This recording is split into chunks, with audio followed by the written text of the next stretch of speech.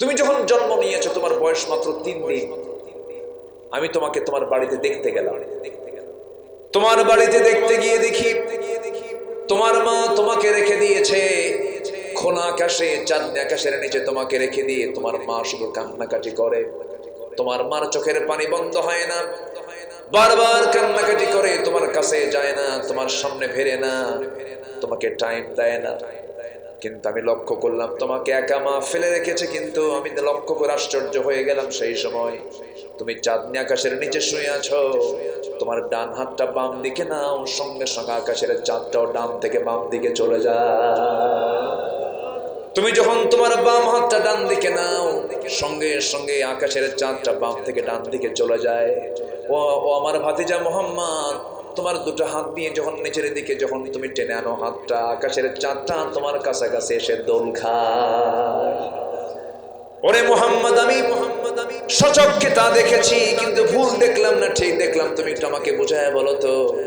রাসূল যখন নবুয়ত পেয়েছেন, রাসূল কেঁদে কেঁদে বলছেন, চাচা জন্মের পূর্বে বাপকে হারাইছি, জন্মের পূর্বে আমার বাপ চলে গেছি, আমার মা আমাকে ভূমিষ্ঠ করেছেন। আমি যখন দুনিয়াতে এসেছি আমার মা আমাকে কোলে নিয়া ভাবতেছেন সন্তানটা কার কোলে দেব রে, স্বামীর কথা মনে হয়ে গেছে, স্বামীর কোলে দিবেন, সন্তানকে বুক ভরসা ছিল, পারলেন না।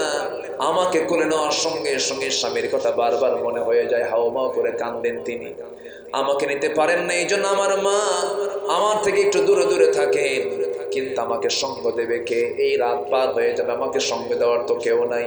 এই জন্য মহান রব্বুল আলামিন আমাকে সন্তুষ্ট করার জন্য আকাশের চাঁদ আমার জন্য আল্লাহ রাব্বুল আলামিন দোলনা বানায় দিয়েছিলেন। জোরে বলে সুবহানাল্লাহ, আরো জোরে বলে সুবহানাল্লাহ।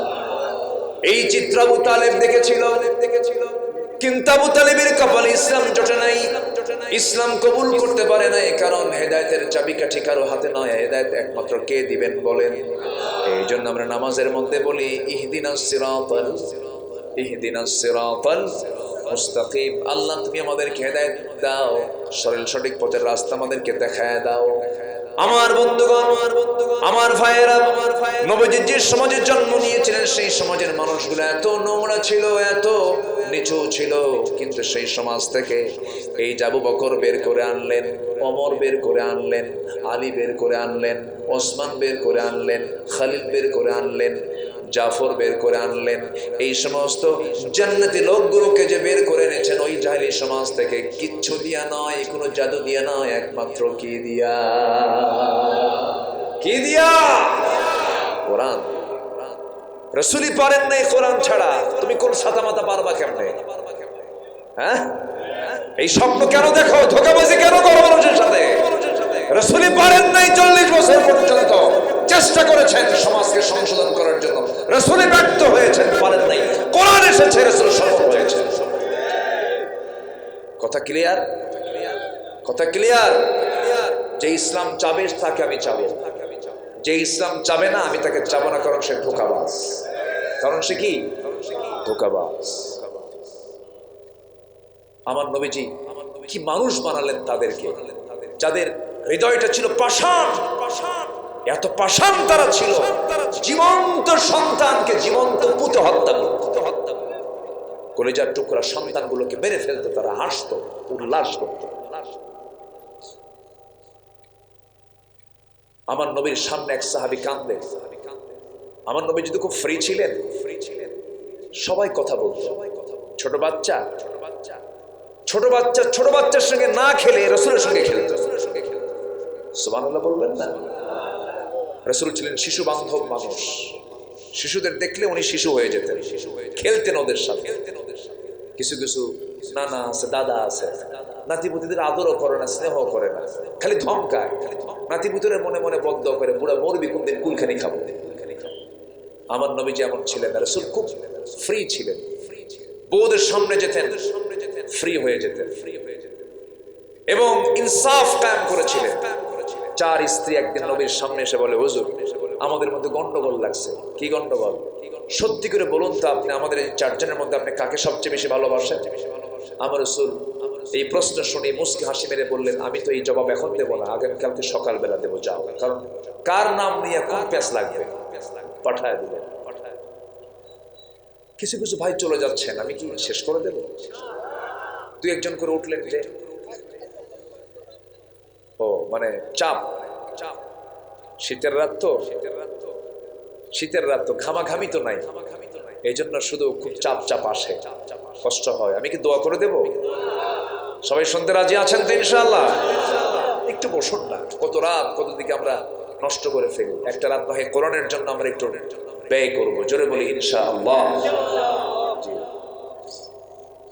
আমার নবীজি বললেন তোমরা চলে যাও। ইতিমধ্যে আমার রাসূল একটা টেকনিক করলেন, manage life manage life, manage life manage life. রাসূল ম্যানেজ করলেন কিভাবে? 8টা খেজুর নিলেন। কয়টা খেজুর? 8টা। বড় বড় 8টা খেজুরকে 4 ভাগ করলেন, 2টা করে হয়ে গেল। 2টা খেজুর প্যাকেট করে প্রথমে আম্মা জান আয়েশার ঘরে গিয়ে বলছেন, আয়েশা আমি তোমাকে দারুণ ভালোবাসি, আই লাভ ইউ। কেউ তো আলহামদুলিল্লাহ কইলেন। তাহলে আই লাভ ইউ বলা জায়েজ আছে না নাই? পরের বউ না নিজের বউ? এটা যেন মনে থাকে, আকাম কুকাম করা যাবে না। নিজের বউ হলে কোনো সমস্যা নাই, ফেরেশতারা সওয়াব লিখবেন, সুবহানাল্লাহ বলেন। ভালোবাসা তো ইসলামই দিয়েছে, কিন্তু ইসলামের বিয়ার আগে কিসের ভালোবাসা? বিয়ার আগে কোনো প্রেম চলবে না, বিয়ার আগে কোনো প্রেম হয় না, বিয়ার আগে হয় জিনা, নোংরামি, লুচ্চামি। যুবকরা সাবধান থাকবা। কিছু কিছু যুবক আছে গার্লস স্কুলের সামনে যায় এতিমের মতো বসে থাকে, মানে বাপও নাই বাপ নাই, আছে না নাই? এগুলো করা যাবে না বাবা। তোমাদের হাতে আগামীর বাংলাদেশ, তোমার চরিত্র হতে হবে বিশ্বনবীর চরিত্রের মতো, তোমার চরিত্র হবে সূরাত ইউসুফের মতো। সিরাত ইউসুফ, ইউসুফ আলাইহিস সালামের যে সিরাত ছিল সেই সিরাত তোমার মধ্যে থাকতে হবে। চরিত্রকে সুন্দর করো, যার চরিত্র সুন্দর তার কম আমল নিয়ে সে জান্নাত পেয়ে যাবে। হুসনে খুলক, এটার ওজন হবে সবচাইতে বেশি। ফাম্মা মান সাকুলাত মাওয়াজিনুহু ফাহুয়া ফি ঈশাতির রাদিয়া। যার চরিত্র সুন্দর হবে, এই চরিত্র সুন্দরওয়ালা লোকগুলো ওজন বেশি নিয়ে জান্নাতে যাবে। চরিত্রকে সুন্দর করো। বিয়ে যদি করতেই মন চায় বিয়ে করে ফেলো, পিছনের দরজা দিয়ে যাও কেন? আকাম কুকাম করবা কেন? লুকায়া লুকায়া গাছতলা, বাঁশতলা, সিপাতলা এগুলো যাওয়ার দরকার কি? এগুলো করবা না, এগুলো করে লাভ নাই, লস প্রজেক্ট। চুরি ফিতা কিনবে কেন বিয়ের আগে? হ্যাঁ, বিয়ের আগে তুমি চুরি ফিতা ফুচকা খাওয়াবে কেন? সব লস প্রজেক্ট, এগুলো সব লস। এগুলো লস টস করার সময় নাই তোমাদের, এগুলো বাদ দাও। এই যুবকরা কথা কও ঠিক কিনা? এগুলো করা যাবে না।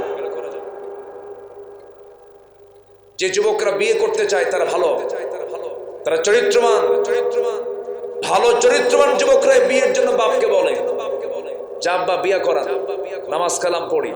আর যারা বিয়ের বয়স হয়ে গেছে 40-50 পার হয়, এরপরে বিয়ের খবর নাই, ও বাইপাস নাই। কি আসতে কোন কেন? জীবন কয়টা? জীবন তো একটাই।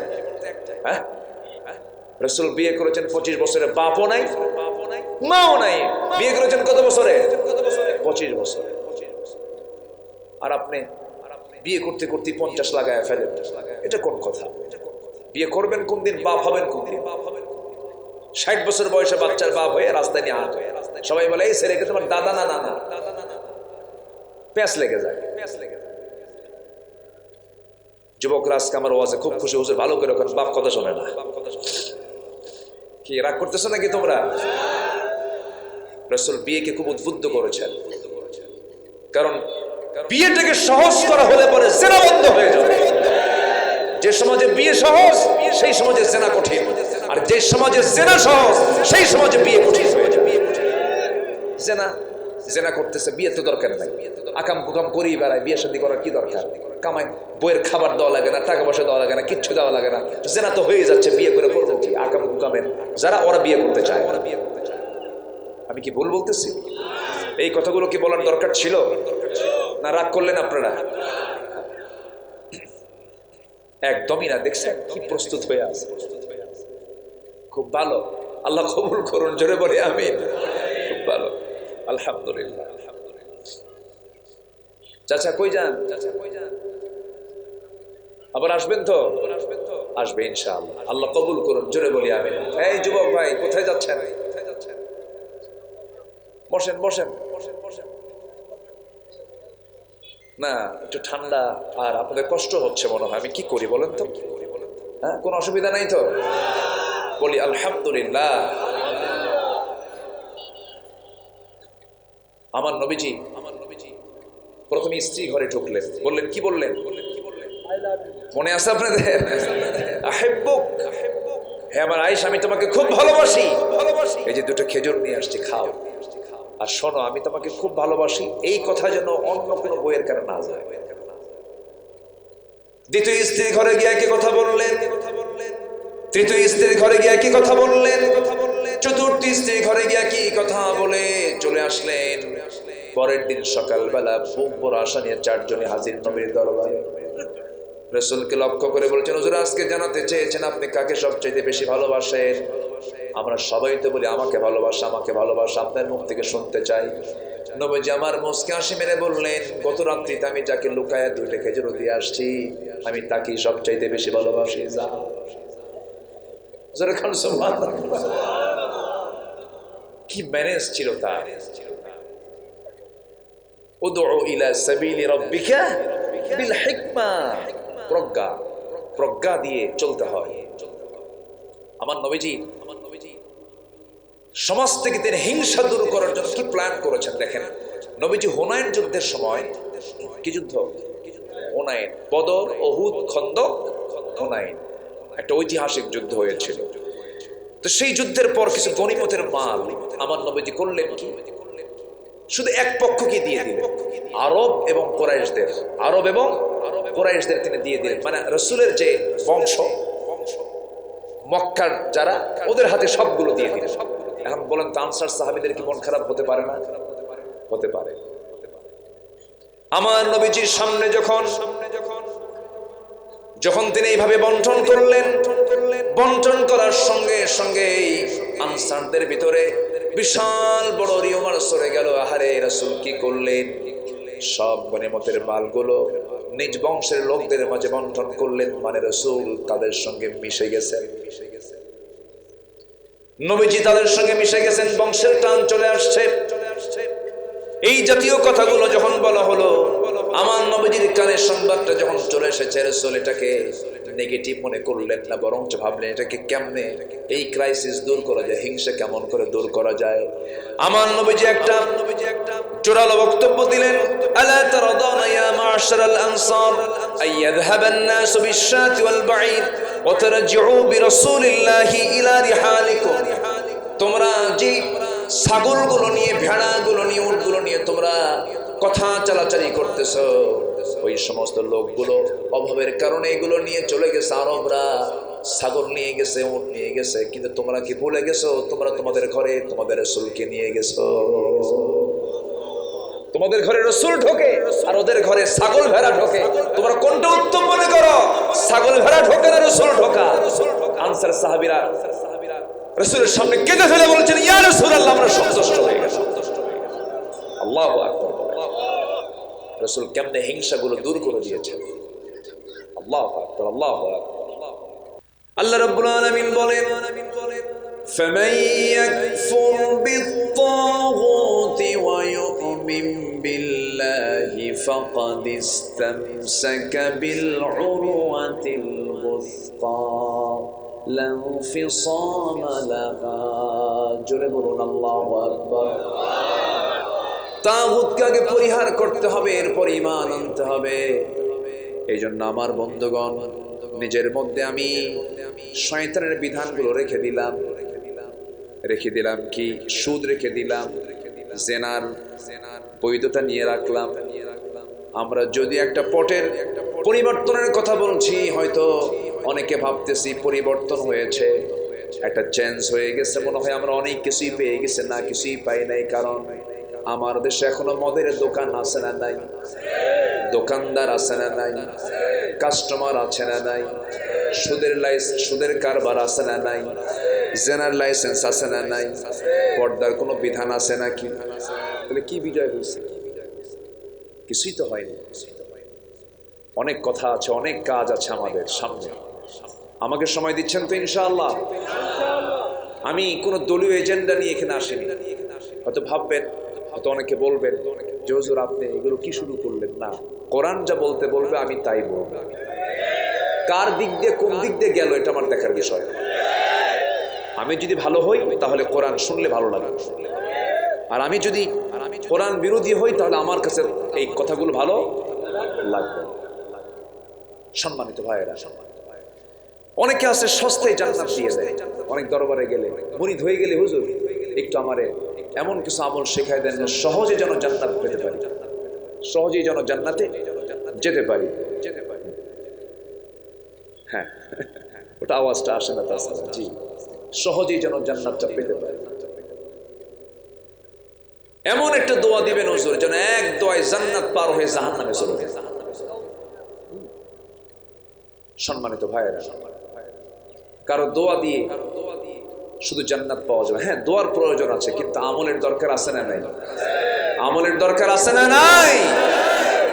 আমল করতে হবে। সম্মানিত ভাইয়েরা, আসুন মূল আলোচনার দিকে আস্তে আস্তে যাচ্ছি আমরা। তবে একটা কথা, সেটা হলো একটা পট এদেশের ইয়াং ছাত্র সমাজ পরিবর্তন এনেছে, ভালো কথা, কিন্তু আমরা এমন দেশ আমরা দেখতে চাই না যে দেশে ইসলাম বিরোধী তৎপরতা চলবে। আজকেও কোথায় যেন দেখলাম, কোন জেলা যেন ভুলে গেলাম, যাই হোক কোন একটা জায়গায় একটা নিউজ দেখলাম, এক কলেজে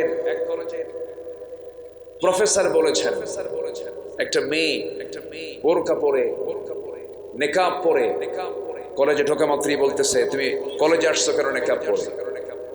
নেকাব পরা দেখলে তো একে ডাকাত ডাকাত মনে হয়। যদি বোরকা পড়তে হয় তাহলে কলেজে কেন, মাদ্রাসায় যাও। তো নেকাব পরা বোরকা পরাকে যদি ডাকাত ডাকাত মনে হয়, এই জাতীয় কথা যদি এখন আমাদের কানে আসে, এটা কি বান্দার বিধান না আল্লাহর বিধান? আসতে বলবেন না, কার বিধান? কার বিধান? আল্লাহর বিধান। যে কুলাঙ্গার এই জাতীয় মন্তব্য করেছে ওর হাত পা ভেঙ্গে গুঁড়ো করে দেওয়া দরকার। আসতে বলবেন না, জোরে বলুন ঠিক কিনা?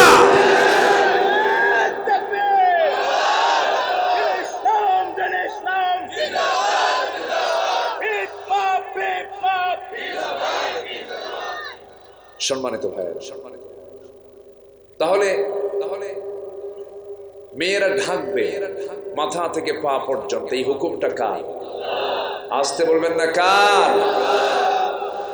আল্লাহ হুকুম দিয়েছে, এটা আল্লাহর বিধান। এটা এখানে আমার আপনার কোনো কথা বলা যাবে না। আল্লাহ বলছেন ইউদনিনা আলাইহিন্না মিন জালাবিবিহিন্না, তারা কি করবে? প্রশস্ত কাপড় দিয়ে ঢেকে আপদ মস্তক তারা ঢেকে বাইরে বের হবে। এটা কার বিধান? পুরুষের সতর আর নারীর সতর কি একরকম না দুই রকম? পুরুষের সতর হলো নাভি থেকে হাঁটুর নিচ পর্যন্ত, আর নারীর সতর হলো মাথা থেকে পা পর্যন্ত। ঢাকতে হবে, ঢাকতে হবে। যদি অনেকে মুখটাকে, হ্যাঁ মুখ সতর নয়, সতরের আওতা মুক্ত হলেও মুখটাকেও ঢেকে ফেলা জরুরি। এই জন্য কারণ ফিতনা আছে না নাই? আসতে বলবেন না, আছে না নাই?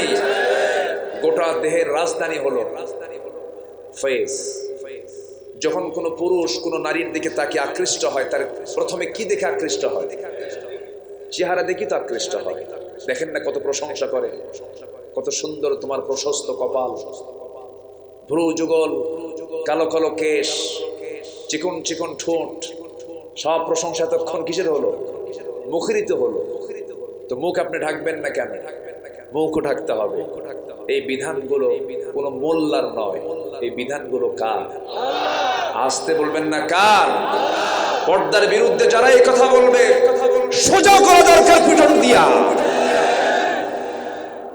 আমার মাদেরকে আমরা উলঙ্গ দেখতে চাই না। আমরা একটি সুন্দর সোনালী বাংলাদেশ, আমার সোনার বাংলাদেশ আমরা দেখতে চাই ইসলাম দিয়া। এই দেশ অনেকেই শাসন করেছেন, কেউ 25 বছর, কেউ 16 বছর, কেউ 9 বছর, কেয়ারটেকার গভর্নমেন্টের কয়েক বছর, সব দেখা শেষ। খালি বলেছেন ধর্মীয় মূল্যবোধে বিশ্বাসী আমরা, দেন মানে হ্যান তেন বহু কথাই বলেছেন, কিন্তু সুদের কারবার ঠিকই রেখেছেন। পর্দার কোন আইন তারা পাশ করেননি, নামাজের জন্য তারা কোন আইন পাশ করেননি, জাহান্নাম থেকে বাঁচার জন্য তারা মুসলমান হওয়ার পরও, তাদের ধর্মের নাম ইসলাম থাকার পরও তারা কিচ্ছু করেননি। সব দেখা শেষ। আগামীর দেশ আমরা দেখতে চাই কোরআনের দেশ। রাজি আছেন কারা কারা? হাত উঁচু করে দেখেন মুসলমান।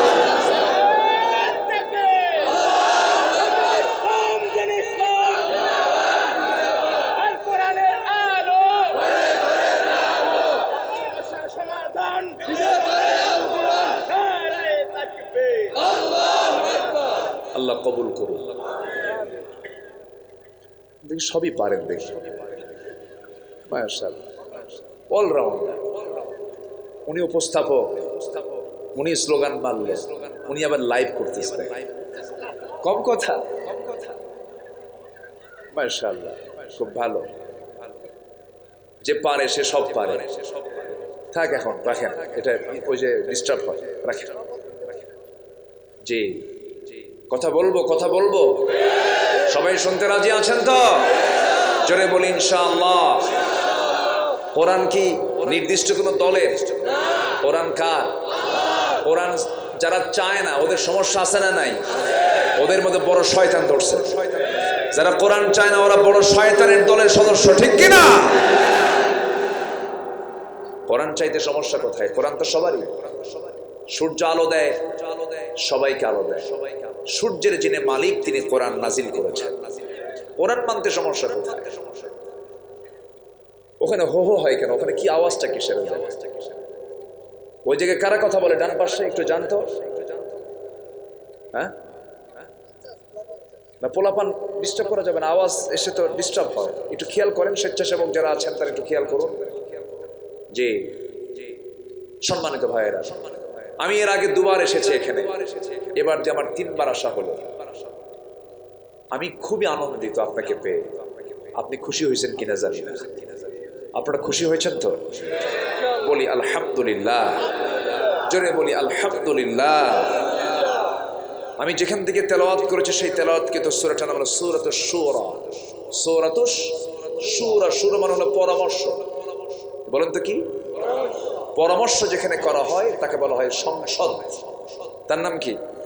সংসদ। তো এই সূরার নাম হলো সংসদ, সূরাতুশ শূরা। আল্লাহ পাক এখানে বোঝাচ্ছেন যে কোনো কাজ করতে গেলে তোমরা পরামর্শ করো। একাকী কোনো কাজ করতে গেলেই এখানে অবশ্যই কোনো ভুল হতেই পারে, কিন্তু পরামর্শ হলে পরে সেখানে ভুল হওয়ার সম্ভাবনা কম। কারণ ভুল হবে না তা না, ভুল হবে না একজনের, তিনি কে? বান্দার পরামর্শ করলেও ভুল হতে পারে, কিন্তু হওয়ার সম্ভাবনা কম। আমার বন্ধুগণ, সূরাতুশ শূরার 13 নম্বর আয়াত আমি তেলাওয়াত দিয়ে শুরু করেছি। আল্লাহ রাব্বুল আলামিন এই সূরার শুরুতে আগে এই কিতাবের পরিচয়টা দিয়েছেন। এই কিতাবটা কেমন কিতাব, কোন সময়ের কিতাব? চ্যালেঞ্জ দিয়ে তিনি বলছেন, হামিম আইন সিন কাফ কাযালিকা ইউহি ইলাইকা ওয়া ইলাল্লাযীনা মিন ক্বাবলিক আল্লাহুল আজিজুল হাকীম। জোরে বলুন আল্লাহু আকবার। আল্লাহ রাব্বুল আলামিন প্রথমেই চ্যালেঞ্জ ছুড়লেন সূরার শুরুতে। এমন 2টা আয়াত দিলেন যে 2টা আয়াতের অর্থ পৃথিবীর কোনো মানুষ কোনোদিন প্রকাশ করতে পারবে না, বলতে পারবে না। কিয়ামত হয়ে যাবে, এটার কোনো অর্থ তারা আবিষ্কার করতে পারবে না। হামিম আইন সিন কাফ, হুরুফে মুকাত্তাআত, আয়াতে মুতাশাবিহাত। এই সমস্ত আয়াতের মূল তথ্য রহস্য সব একমাত্র কার জানা? আসতে বলবেন না, কার জানা? আল্লাহ পাক এখানে চ্যালেঞ্জ দিয়ে সুন্দর করে কোরআন সম্পর্কে পরিচয় দিয়েছেন। কোরআন খুলবেন, আপনাকে আল্লাহর পরিচয় পাওয়া যায় সূরা ফাতিহায়, সূরা বাকারায় প্রথমে কিতাবের পরিচয়, সূরা আলে ইমরানে প্রথমে কিতাবের পরিচয়, ইয়াসিনে চলে যান, ইয়াসিন ওয়াল কুরআনিল হাকীম ইন্নাকা লামিনাল মুরসালিন আলা সিরাতিন মুস্তাকিম।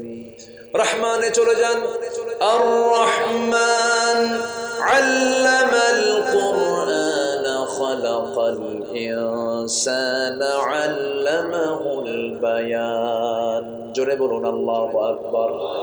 আল্লাহ পাক কোরআন সম্পর্কে আগে স্পষ্ট ধারণা দিয়েছেন, এমন একটা কিতাব এটা যার মধ্যে অতিরিক্ত কোনো কিছু নাই, অপ্রাসঙ্গিক কোনো কিছু নাই, বান্দার জন্য প্রয়োজনীয় কোনো কিছু, একটা অক্ষর আল্লাহ পাক অপ্রয়োজনীয় একটা আয়াত দেন না, একটা অক্ষর দেন নাই, যার শুরু থেকে যার শুরু বা থেকে শেষ সিন পর্যন্ত বান্দার জন্য যা কিছু প্রয়োজন সব আয়োজন আল্লাহ পাকের মধ্যে করে দিয়েছেন। জোরে বলেন সুবহানাল্লাহ। সব দিয়ে দিয়েছেন, অতিরিক্ত কিচ্ছু না। কিন্তু আমার নবীর কাছে মাঝে মাঝে কিছু আয়াত যখন নাজিল হতো, কাফের মুশরিকরা বলতো, মুহাম্মদ এগুলো কেন দিচ্ছে তোমার আল্লাহ এই জায়গায়? যেরকম এক জায়গায় আল্লাহ পাক মশা নিয়ে কথা বলেছেন, মশা।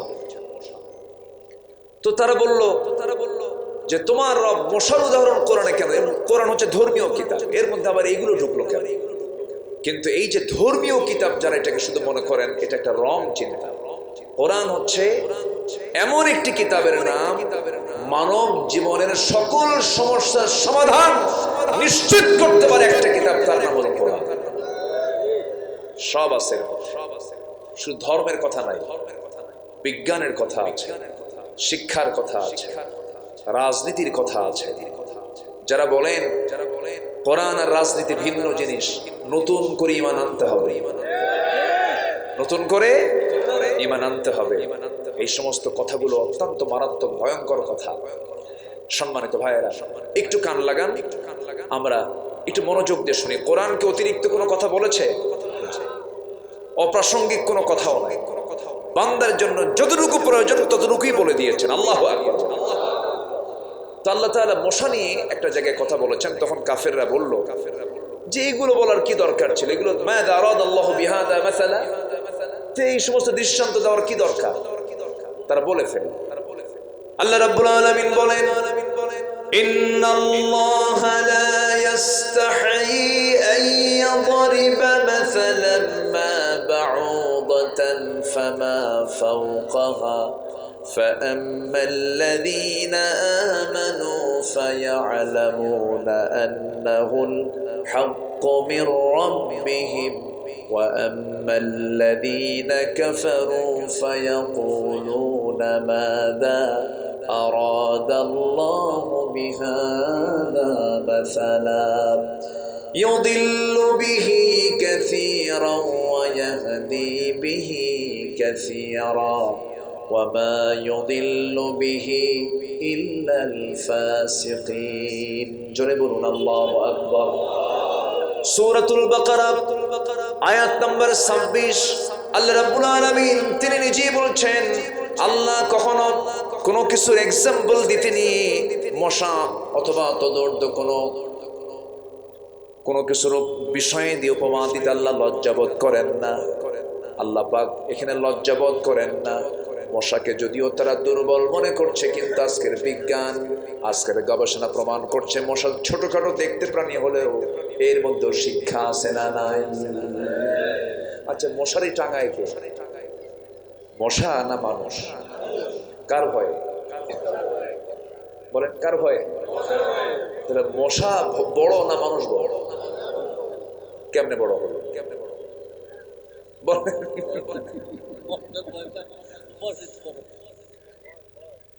মশা এত ছোট্ট একটা প্রাণী, সেই প্রাণীর কামড় থেকে বাঁচার জন্য আপনি কি চেষ্টাই না করতেছেন। মশারি টাঙ্গায় আবার দেখতে হয়, দেখো তো কোথাও কোনো ফাঁকা আছে কিনা, ওই ফাঁকা দিয়ে ঢুকে পড়বে একদম। চতুর্দিকে চেক আপ করিয়া এরপরে ঘুমাতে যান। তাহলে মশা আমাকে দেখে ভয় পায় না আমি মশাকে দেখে ভয় পাই? আমি তো ভয় পাই। চিন্তা করুন, আল্লাহ পাক এটার উদাহরণ দিয়ে, কারণ মশার যে কামড় ইদানিং হালে এসে আমরা দেখছি, মশার কামড় মানে ভয়ঙ্কর বিষয়। ডেঙ্গু ও তো পঙ্গু, ডেঙ্গু হলে কি হয়? পঙ্গু হয়ে যায়। চিকনগুনিয়া কত কি আছে, ম্যালেরিয়া। তো মশা থেকে কিছু শিক্ষা আছে। মশা, যে মশা সবচেয়ে বেশি রক্ত খায় ওর হায়াত কমে না বাড়ে? আস্তে কমে না বাড়ে? বেশি খেলেই ওর হায়াত কমে যায়। যারাই বেশি খাবে, বেহিসাবি খাবে, ওদের হায়াত কমবে, ঠিক কিনা? এই 16 বছর বেশি খাইছে না? আস্তে কম খাইছে না বেশি খাইছে? এই জন্য শেষ। এই জন্য কি হয়েছে? শেষ। বহু খাইছে। 11 লক্ষ কোটি টাকা দেশ থেকে পাচার কম কথা? বহু খাইছে। আল্লাহ আর খেতে দেব না। জুলুম বহু হয়ে গেছে। আমার রাসূল এমন এক রাষ্ট্র গড়ে তুলেছিলেন যে রাষ্ট্রের রাসূল একটা উটের খবর রাখতেন। উটের খবর, উটটা না খেয়ে আছে কিনা। আল্লাহু আকবার বলবেন। আমার নবীজি একটা উটের সামনে দাঁড়ায় গেলেন। উট কাঁদতে কাঁদতে নবীর কাছে এসে দাঁড়ায় গেছে, কান্না থামায় না। নবীজি হাতটা মাথার উপরে রাখলেন, উটের কান্না থেমে গেল। এবার উট বলতেছে, ইয়া রাসূলুল্লাহ, আমার মালিক আমাকে খেতে দেয় না, আমাকে পানি দেয় না। আমার নবীজি মাথায় হাত দিয়ে তাকে সান্ত্বনা দিয়ে বললেন, মার রাব্বু হাদাল জামাল, এই উটের মালিকটাকে আমার সামনে হাজির করা হলো। রাসূল বললেন, তুমি তোমার উটকে খাওয়াও না, পানি পান করাও না। উট আমার কাছে নালিশ করছে, খবরদার উট যেন না খেয়ে থাক, উট যেন এই দৃশ্য অবতারণা যেন না হয়, উট যেন অবশ্যই খেয়ে দিয়ে যেন থাকতে পারে, সতর্ক থাকবা। আল্লাহু আকবার বলে। সাইয়েদনা ওমর ফারুক বলেছেন, একটা কুকুর অনাহারে মারা যাবে ফোরাতের তীরে, আর ইরাকের রাস্তা খারাপের কারণে ওই গর্তের মধ্যে একটা উটের পা পড়ে উটের পা ভেঙে যাবে। কেন উটের পা ভাঙলো আর কুকুর কেন অনাহারে মারা গেল? কিয়ামতের দিন আমি ওমর, আমাকে আল্লাহর আদালতে জবাবদিহি করতে হবে। কি চেতনা তাদের মধ্যে ছিল! যারা ক্ষমতার মসজিদে ছিলেন তারাই ভাবতেন আমরাই বিপদে আছি, জনগণ নিরাপদে আছে। এই চেতনা তারা লালন করেছেন। একটু পরে আসতেছি, মূল আয়াতের দিকে গেলে এই বিষয়গুলো অনেক আসবে। আমাকে সময় দিচ্ছেন তো সবাই আপনারা? জোরে বলি ইনশাআল্লাহ। তাহলে মশা থেকে 4টা শিক্ষা আমরা আজকে নিতে পারবো। একটা হচ্ছে, মশা কম খায় না বেশি খায়? তাহলে বেশি খেলে মরণ আগে না পরে? আগে। মরণ আগে। যত বেশি খাবে তত তাড়াতাড়ি মরবে। নাম্বার 2 হলো, এই মশা মানুষকে কামড়ায়। এই শীতের সময় মশা যদিও কম, কিন্তু আপনি চোখে দেখলেন একটা মশাও নাই। রাতের বেলা ঘুমাতে গেছেন, আপনি চতুর্দিকে চেক করে দেখছেন একটা মশাও নাই। লাইট বন্ধ করা মাত্র কি সুন্দর করে একটা মশা, 2টা মশা ধীরে ধীরে আপনার কাছাকাছি চলে আসছে। কানের কাছে এসে এত সুন্দর গান গায়, সারেগামা পাদানিজা, ঠিক আছে না? এই গানে আর ঘুম হয় না। ও কেমনে অন্ধ করে আপনাকে খুঁজে পেল? বিজ্ঞান বলতেছে 75 ফিট দূর থেকে মশা টের পায় যখন একটা সলিমুদ্দি শুয়ে আছে। আল্লাহু আকবার বলবেন না? এবং এই মশা যখন কোন চামড়ার উপরে যখন বসে, যখন সে রক্ত খেতে যখন বসে, তখন শুধু ডাইরেক্ট অ্যাকশন করে না, তার হুল ফুটানোর আগে চতুর্দিকে ওই জায়গাটা অবশ করে নেয়। কি করে নেয়? অপারেশনে কি লাগে আগে? এটাকে কি বলে? অপারেশন থিয়েটারে নিয়ে ওটি করে, এরপরে অবশ করে, সেন্সলেস করে, এরপর অপারেশন করে। তো ও যখন আমার আপনার রক্ত খেতে নেবে, এখানে একটা আঘাত লাগবে না? এই আঘাত যেন না লাগে, ও যেন টের না পায়, তার লাইফ সিকিউরিটির জন্য আমার যেন হামলা না করে কি সেখানে আগে অবশ করে এরপর জায়গা মতো বসায়। খাওয়া যখন শেষ তখন আপনি টের পেতেই ও আউট। আল্লাহু আকবার বলবেন না? আর এই মশা যে কামড় মারে, পুরুষ কামড়ায় না, পুরুষ মশা কামড়ায় না, মহিলা মশা কামড়ায়? পুরুষ না মহিলা? মহিলা। শুধু মহিলা বললে আবার কিন্তু ব্যাখ্যা দেওয়া হবে। বাড়িতে মহিলা আছে না? কি কথা বুঝতেছেন তো? মহিলা মশা বলে, শুধু মহিলা বললে তো আবার আরেক প্যাঁচ লেগে যাবে। হ্যাঁ, মহিলা মশা, স্ত্রী মশা কামড়ায়। কারণ বউকে দেখে সবাই ভয় করে। ভয় করেন না? কেউ কিচ্ছু করে না। এই বউ দেখে ভয় করেন না? হ্যাঁ, ওই দেখেন মুরব্বী বলতেছে, হ্যাঁ ঠিক, ভয় করি। বউকে না ভয় করলে তো সংসারই হবে না। আপনি যত বড় হুজুর হন না কেন, বইয়ের কাছে হুজুরগিরি খাটানো খুব কঠিন। তুমি কত বড় হুজুর জানা আছে, বসো, একদমও কি শেষ। আল্লাহ তাআলা স্বামী স্ত্রীর মধ্যে যে মহাব্বতটা দিয়েছেন, এটা হচ্ছে স্বর্গীয় জান্নাতের মহাব্বত। আল্লাহু আকবার বলেন। মহাব্বত এবং রহমত, মাওয়াদ্দাতাও ওয়া রাহমা, ভালোবাসাও দিয়েছেন, রহমতও দিয়েছেন। তো মশা, স্ত্রী মশা যেটা, সেটা কামড়ায়। আল্লাহ পাক এখানে যারা আলেম ওলামা আছেন, বাউদাতান বলেছেন, লা ইস্তাহি আন ইয়াদরিবা মাসালান মা বাউদাতান, স্ত্রী মশার কথাই বলেছেন। আমার বন্ধুগণ, বংশ বিস্তারের জন্য আল্লাহ রাব্বুল আলামিন স্ত্রী মশাই সিলেক্ট করেছেন। সে যখন কামড়ায়, ডিমের জন্য যে প্রোটিন দরকার তা শুধু মানুষের রক্তের মধ্যে রয়েছে। স্ত্রী মশাই কামড়টা মেরে দেয়, রক্ত চুষে নেয়, বংশ বিস্তার করতে সহযোগিতা করে। নাম্বার 3 হলো মশাকে তুচ্ছ ভাবার কোনো কারণ নাই, আল্লাহ তাআলা মশার উদাহরণটা দিয়ে দিয়েছেন। নাম্বার 3 হলো এই মশা যখন উঠতে নেয়, তার দুটো হাতের, তার যে দুটা পাখা আছে, এই পাখাটা সে নড়ায়। কি পরিমাণ নড়ায়, সায়েন্স অবাক হয়ে গেছে তার নড়ানোর পরিমাণটা দেখে। সে প্রত্যেকটা সেকেন্ডে তার পাখাটা প্রত্যেক সেকেন্ডে নড়ায়, ঝাপটাই হলো 500 থেকে 600 বার। জোরে বলুন সুবহানাল্লাহ। প্রতি সেকেন্ডে 500 থেকে 600 বার তার পাখা ঝাপটায়। পৃথিবীর আজ পর্যন্ত কোনো মেশিন এমন দ্রুত গতিতে ঘোরে, এমন কোনো মেশিন আবিষ্কার হয়নি।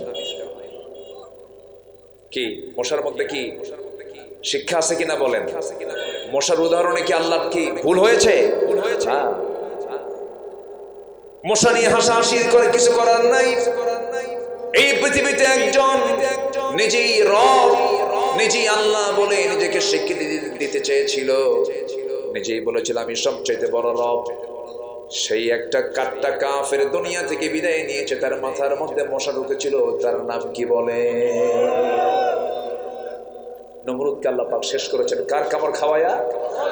কার কামড় খাওয়ায়া? মশার কামড় খাওয়ায়া।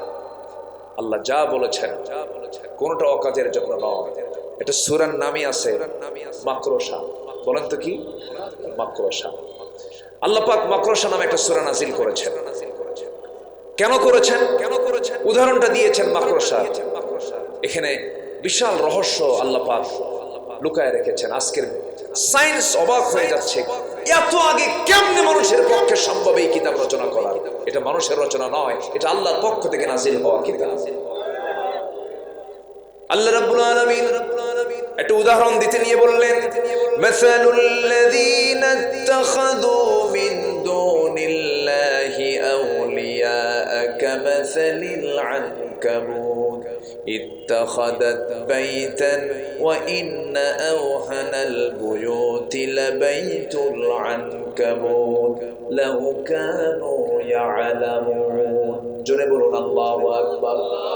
সূরাতুল আনকাবুত আয়াত নম্বর 41। আল্লাহ রাব্বুল আলামিন বলেন, আল্লাহ ছাড়া অন্য কাউকে যারা গার্ডিয়ান মনে করে, অভিভাবক মনে করে, তাদের দৃষ্টান্ত হলো মাকড়সার মতো। কার মতো? মাকড়সার মতো। মাকড়সার ঘরও দুর্বল, মাকড়সার সংসারও দুর্বল। ঘরও দুর্বল, সংসারটাও দুর্বল। ঘর তো এত দুর্বল ঘর, একটা ফু মারলেই লন্ডভন্ড হয়ে যায়। আবার সংসারটাও দুর্বল, ওদের স্বামী স্ত্রীর মধ্যে পড়ন নাই। বিভিন্ন এই জুওলজি, যারা প্রাণীবিদ্যা নিয়ে যারা গবেষণা করেছেন, তারা দেখেছেন এই মাকড়সার ভিতরে গবেষণা করে দেখেছেন, মাকড়সা পুরুষ এবং মহিলা এরা যখন যৌন মিলনে যখন তারা চলে যায়, যৌন মিলন ইন্টারকোর্স কমপ্লিট করার পর স্ত্রী মাকড়সা প্রচন্ড খাদ্যের সংকট ফিল করে। খাদ্যের ক্রাইসিস মেটানোর জন্য স্ত্রী মাকড়সা স্বামী মাকড়সাকে কামড় মেরে খেয়ে ফেলে। যদি কোনো সংসারে স্ত্রী যদি তার স্বামীকে হত্যা করে, ওই সংসার কি সুখের সংসার হয়? আল্লাহ বললেন, যারা আল্লাহকে বাদ দিয়ে অন্য কাউকে অভিভাবক বানাবে তাদের অবস্থা হলো মাকড়সার সংসারের মতো। আল্লাহু আকবার বলবেন না? আল্লাহ কত আগে এই কথাগুলো বলে দিয়েছেন। কোরআন এমন একটি কিতাবের নাম যা সবকিছু বলে দেয়। জোরে কোন সুবহানাল্লাহ। আমি 2 বছর আগে কাতার থেকে আসতেছিলাম। কাতারের দোহা থেকে আমি বিমানে চড়েছি, ঢাকায় আসবো, দোহা টু ঢাকা। তো বিমানে চড়েছি, প্রায় বিমানে চড়া হয়। তো এই মেঘমালার উপর দিয়ে বিমানগুলো চলে।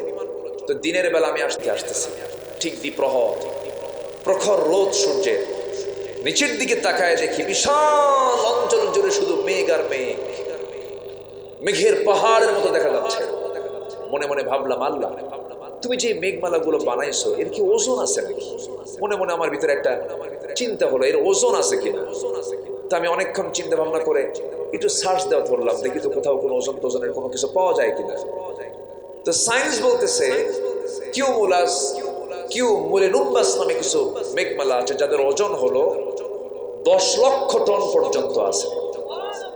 এই মেঘমালাগুলোকে আল্লাহ পাক সুন্দর করে আমাদের মাথার উপরে ঝুলায় রেখেছেন। একদিনও কি মিস্টেক হয়ে ভেঙে পড়েছে? আজ তো ভেঙে পড়েছে। যদি ভেঙে পড়তো ঢাকার কোনো বিল্ডিং থাকতো? মানুষ কি বিল্ডিং বানাতে পারতো? বানাতোই না। কি বানায় লাভ কি? পড়ে যায়, মেঘ পড়ে যায়। আল্লাহ পাক কি সুন্দর করে ঝুলায় রেখেছেন। পরে ভাবলাম, দেখি তো আল্লাহ তোমার কোরআনে কোনো বক্তব্য আছে নাকি। চলে গেলাম বজ্রপাত নামক একটা সূরার ভিতরে, সূরাতুর রাআদ। সূরার নামই হলো বজ্রপাত। তাহলে বজ্রপাত কি মেঘের সাথে সম্পর্ক আছে না নাই? চলে গেলাম সেই সূরার ভিতরে।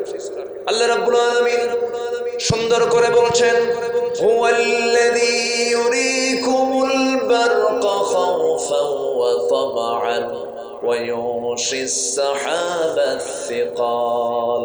জোরে বলুন আল্লাহু আকবার। আল্লাহ সেই আল্লাহ যিনি তোমাদের মাথার উপরে মেঘমালাগুলোকে ওজন করে রেখে দিয়েছেন। জোরে বলে সুবহানাল্লাহ। মেঘের যে ওজন আছে আল্লাহ পাক 1500 বছর আগে তা জানায় দিয়েছেন। আকাশে মেঘ হয়, বৃষ্টি হয়। মানুষ বহুদিন ধরে শতাব্দীর পর শতাব্দী স্টাডি করেছে, কিছু বের করতে পারেনি। 19-20 শতকের শেষে এসে কিছু স্টাডি করে অনেক রহস্য তারা বের করেছে। মেটেরোলজিক্যাল সায়েন্স এন্ড কোরআন, আবহাওয়া বিজ্ঞান নিয়ে আজকের বিজ্ঞান যে তথ্য দিয়েছে সেই তথ্য দেওয়ার 1500 বছর আগে সেই একই তথ্য কোরআন দিয়েছে। জোরে বলি সুবহানাল্লাহ। সম্মানিত ভাইয়েরা, বৃষ্টির জন্য প্রথমে বায়ুর প্রবাহ, এরপর মেঘের স্তূপীকরণ এবং সেই ঘনীভবন থেকেই বৃষ্টির মূল রহস্য উন্মোচিত হয়। ঠিক বিজ্ঞান যা বলেছে কোরআন সেম একই কথাই বলে দিয়েছে। সূরা রুমের 48 নম্বর আয়াতে আল্লাহ রাব্বুল আলামিন কি সুন্দর করে বলছেন, দেখুন, আল্লাহুল্লাযী ইউরসিলুর রিয়াহা ফাতুসিরু সাহাবান فيبسطه في السماء كيف يشاء ويجعله كسفا فترى الودق يخرج من خلاله فإذا أصاب به من يشاء من عباده إذا هم يستبشرون. জোরে বলুন আল্লাহু আকবার। প্রথমে বৃষ্টি আসে না, প্রথমে আল্লাহ রাব্বুল আলামিন আকাশে বায়ু পাঠান, বায়ুর প্রবাহ শুরু হয়ে যায় এবং সেই বায়ু মেঘমালাকে সঞ্চারিত করে। অথবা তিনি মেঘমালাকে যেভাবে ইচ্ছা সেইভাবে আকাশে ছড়িয়ে দেন, তাকে স্তরে স্তরে রেখে দেন। যে জায়গায় বৃষ্টির প্রয়োজন সেই জায়গায় আল্লাহ রাব্বুল আলামিন বাতাস দিয়ে টেনে সেই জায়গায় বৃষ্টি দিয়ে দেন। জোরে বলুন সুবহানাল্লাহ। এবং এই যে আকাশের মেঘ, এই মেঘ সৃষ্টি করেন তিনি কে? এই জমিন থেকে পানিকে বাষ্পীয় আকারে তোলেন তিনি কে? আমার আপনার বাড়ির সামনে যে পানিগুলো পরিষ্কার না নর্দমা, ময়লা না, ময়লা যুক্ত পানিকে ফিল্টারিং করে তোলেন তিনি আমার কে? এর কোনো মেশিন আমরা চোখে দেখি? আমাদের চোখে কে মেশিন ধরা পড়ে? এই ওয়াটার সাইকেল কে চালাচ্ছেন? সেই পরিমাণ পানি জমিন থেকে তোলেন যে পরিমাণ পানি আল্লাহ পাক বৃষ্টির আকারে নাজিল করেন, পরিমাণ মতো, অপরিমিত নয়। আল্লাহ পাক এই ব্যাপারে সূরা যুখরুফের 11 নম্বর আয়াতে বলছেন। আল্লাহ রাব্বুল আলামিন বলেন, ওয়াল্লাযী নাযালা মিনাস সামাই মাআন বিকদরিন فأنشرنا به بلدة ميتا كذلك تخرجون জোরে বলুন আল্লাহু আকবার। তিনি সেই মহান প্রভু যিনি আকাশ থেকে পরিমিত ভাবে বৃষ্টি নাজিল করেন, সেই পরিমাণ পানি আবার তিনি তোলেন জমিন থেকে। আল্লাহ পাক সুন্দর করে বাষ্পীয় আকারে তোলেন এবং মরা জমিনটাকে জিন্দা করেন। জোরে বলি সুবহানাল্লাহ। বিকদারিন, এখানে আলেম ওলামা আছেন, বিকদারিন মানে হচ্ছে পরিমাণ মতো, অপরিমিত কোনো পানি আল্লাহ পাক জমিন থেকে উঠান। আল্লাহু আকবার বলেন। আমার বন্ধুগণ, বিজ্ঞান বলতেছে প্রতি সেকেন্ডে এই জমিন থেকে যে পরিমাণ পানি আল্লাহ পাক মেঘ আকারের উপরে তোলেন, বাষ্প আকারের উপরে তোলেন, মেঘ বানান, সেই পরিমাণটা হলো প্রত্যেক সেকেন্ডে আল্লাহ রাব্বুল আলামিন ভূপৃষ্ঠ থেকে পানি তোলেন হলো 16 মিলিয়ন টন। একটু আস্তে কোন আল্লাহু আকবার, আরো জোরে, আরো জোরে। 16 মিলিয়ন টন পানি তোলেন তিনি। পৃথিবীর কোনো মেশিন লাগে না, পৃথিবীর কোন রাষ্ট্রনায়ক এই দায়িত্ব পালন করে না। গোটা পৃথিবীর সব প্রযুক্তি এক জায়গায় করে যদি চেষ্টা করতো এই পানি চক্রের এই পদ্ধতি আবিষ্কার করার জন্য চেষ্টা করতো, কিয়ামত পর্যন্ত কি হবে? সম্ভব? সম্ভব না। যেটা বছরে এই পানি বাষ্প আকারে উত্তোলন করার পরিমাণ দাঁড়ায় হলো 513 ট্রিলিয়ন টন। 513 ট্রিলিয়ন টন এই পরিমাণ পানি জমিন থেকে তোলেন তিনি। আমার কে? আসতে বলবেন, তিনি আমার কে? সে আল্লাহ বলেন, বান্দা আমি তোর এরকম করে সার্ভিস দেই, আমি তোর এমন সুন্দর করে এই সার্ভিস গুলো দিচ্ছি, তুই আমার আইন না মেনে মানুষের তৈরি করা আইন মানবি, আমি তোর কোনো কিছুই কবুল করব না। কথা কার? আসতে বলবেন না, কথা কার? আল্লাহ পাক। সম্মানিত ভাইয়েরা, সম্মানিত বন্ধুগণ, সেই দিন ইসলামকে শুধু ব্যক্তি জীবনে নয়, পরিবার জীবনে নয়, সমাজ জীবনে নয়, রাষ্ট্রীয় জীবনে, আন্তর্জাতিক পরিমণ্ডলের সব জায়গায় ইসলাম দরকার আছে না নাই? বাঁচার জন্য যেমন সূর্যের প্রয়োজন, ঠিক তেমনি আখিরাতে জাহান্নাম থেকে বাঁচার জন্য ইসলাম প্রয়োজন। এক জায়গায় না, সব জায়গায়, সব জায়গায়। আমার রাসূল এত সুন্দর একটা রাষ্ট্র গঠন করলেন এই কোরআন দিয়ে। নবীজির কি আদর্শ ছিল রাষ্ট্র গঠনে, একটু আমরা 12টা পয়েন্টে একটা একটা করে শুনবো। জোরে বলি ইনশাআল্লাহ। আমার আলোচনা কিন্তু কেবল শুরু হচ্ছে, আমাকে সময় দিচ্ছেন তো নাকি? কারো কোনো অসুবিধা নাই তো? জোরে বলি ইনশাআল্লাহ।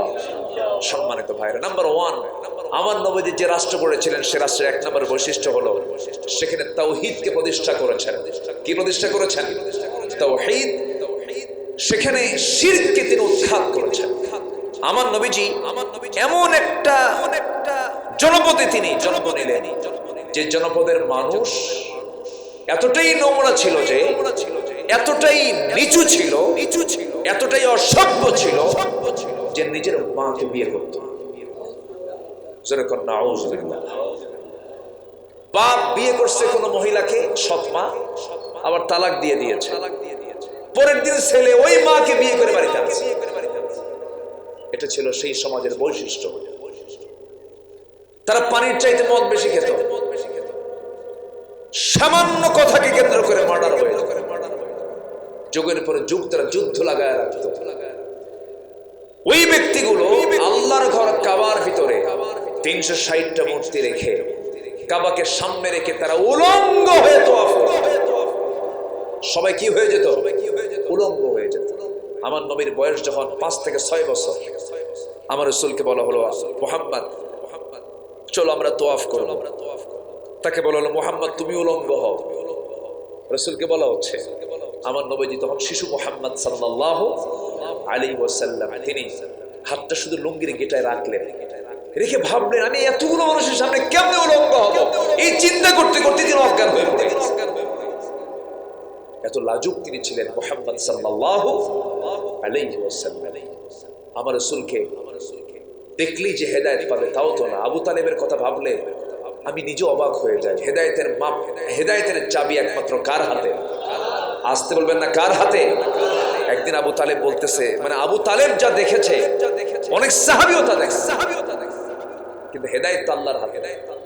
আবু তালেব একদিন বলতেছেন, মুহাম্মদ আমি তোমার একটা স্মৃতিচারণ করতে চাই। কি স্মৃতিচারণ? তুমি যখন জন্ম নিয়েছো তোমার বয়স মাত্র 3 দিন, আমি তোমাকে তোমার বাড়িতে দেখতে গেলাম।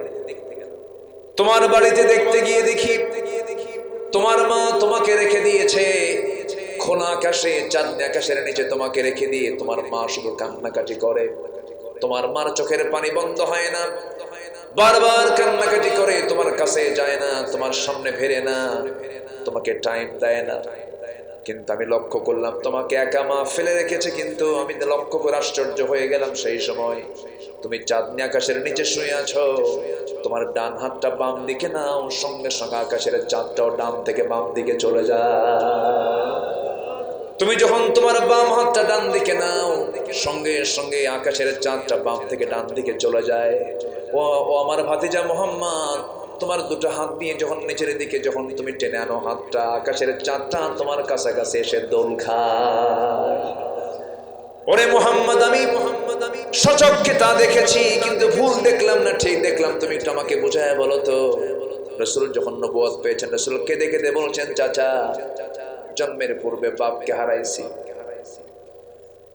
জন্মের পূর্বে আমার বাপ চলে গেছি, আমার মা আমাকে ভূমিষ্ঠ করেছেন। আমি যখন দুনিয়াতে এসেছি আমার মা আমাকে কোলে নিয়া ভাবতেছেন সন্তানটা কার কোলে দেব। স্বামীর কথা মনে হয়ে গেছে, স্বামীর কোলে দিবেন, সন্তানকে বুক ভরসা ছিল, পারলেন না। আমাকে কোলে নেওয়ার সঙ্গে সঙ্গে স্বামীর কথা বারবার মনে হয়ে যায়, হাওমাও করে কান্দেন তিনি। আমাকে নিতে পারেন না, এই জন্য আমার মা আমার থেকে একটু দূরে দূরে থাকেন। কিন্তু আমাকে সঙ্গ দেবে কে? এই রাত পার হয়ে যাবে, আমাকে সঙ্গ দেওয়ার তো কেউ নাই। এই জন্য মহান রব্বুল আলামিন আমাকে সন্তুষ্ট করার জন্য আকাশের চাঁদ আমার জন্য আল্লাহ রাব্বুল আলামিন দোলনা বানায় দিয়েছিলেন।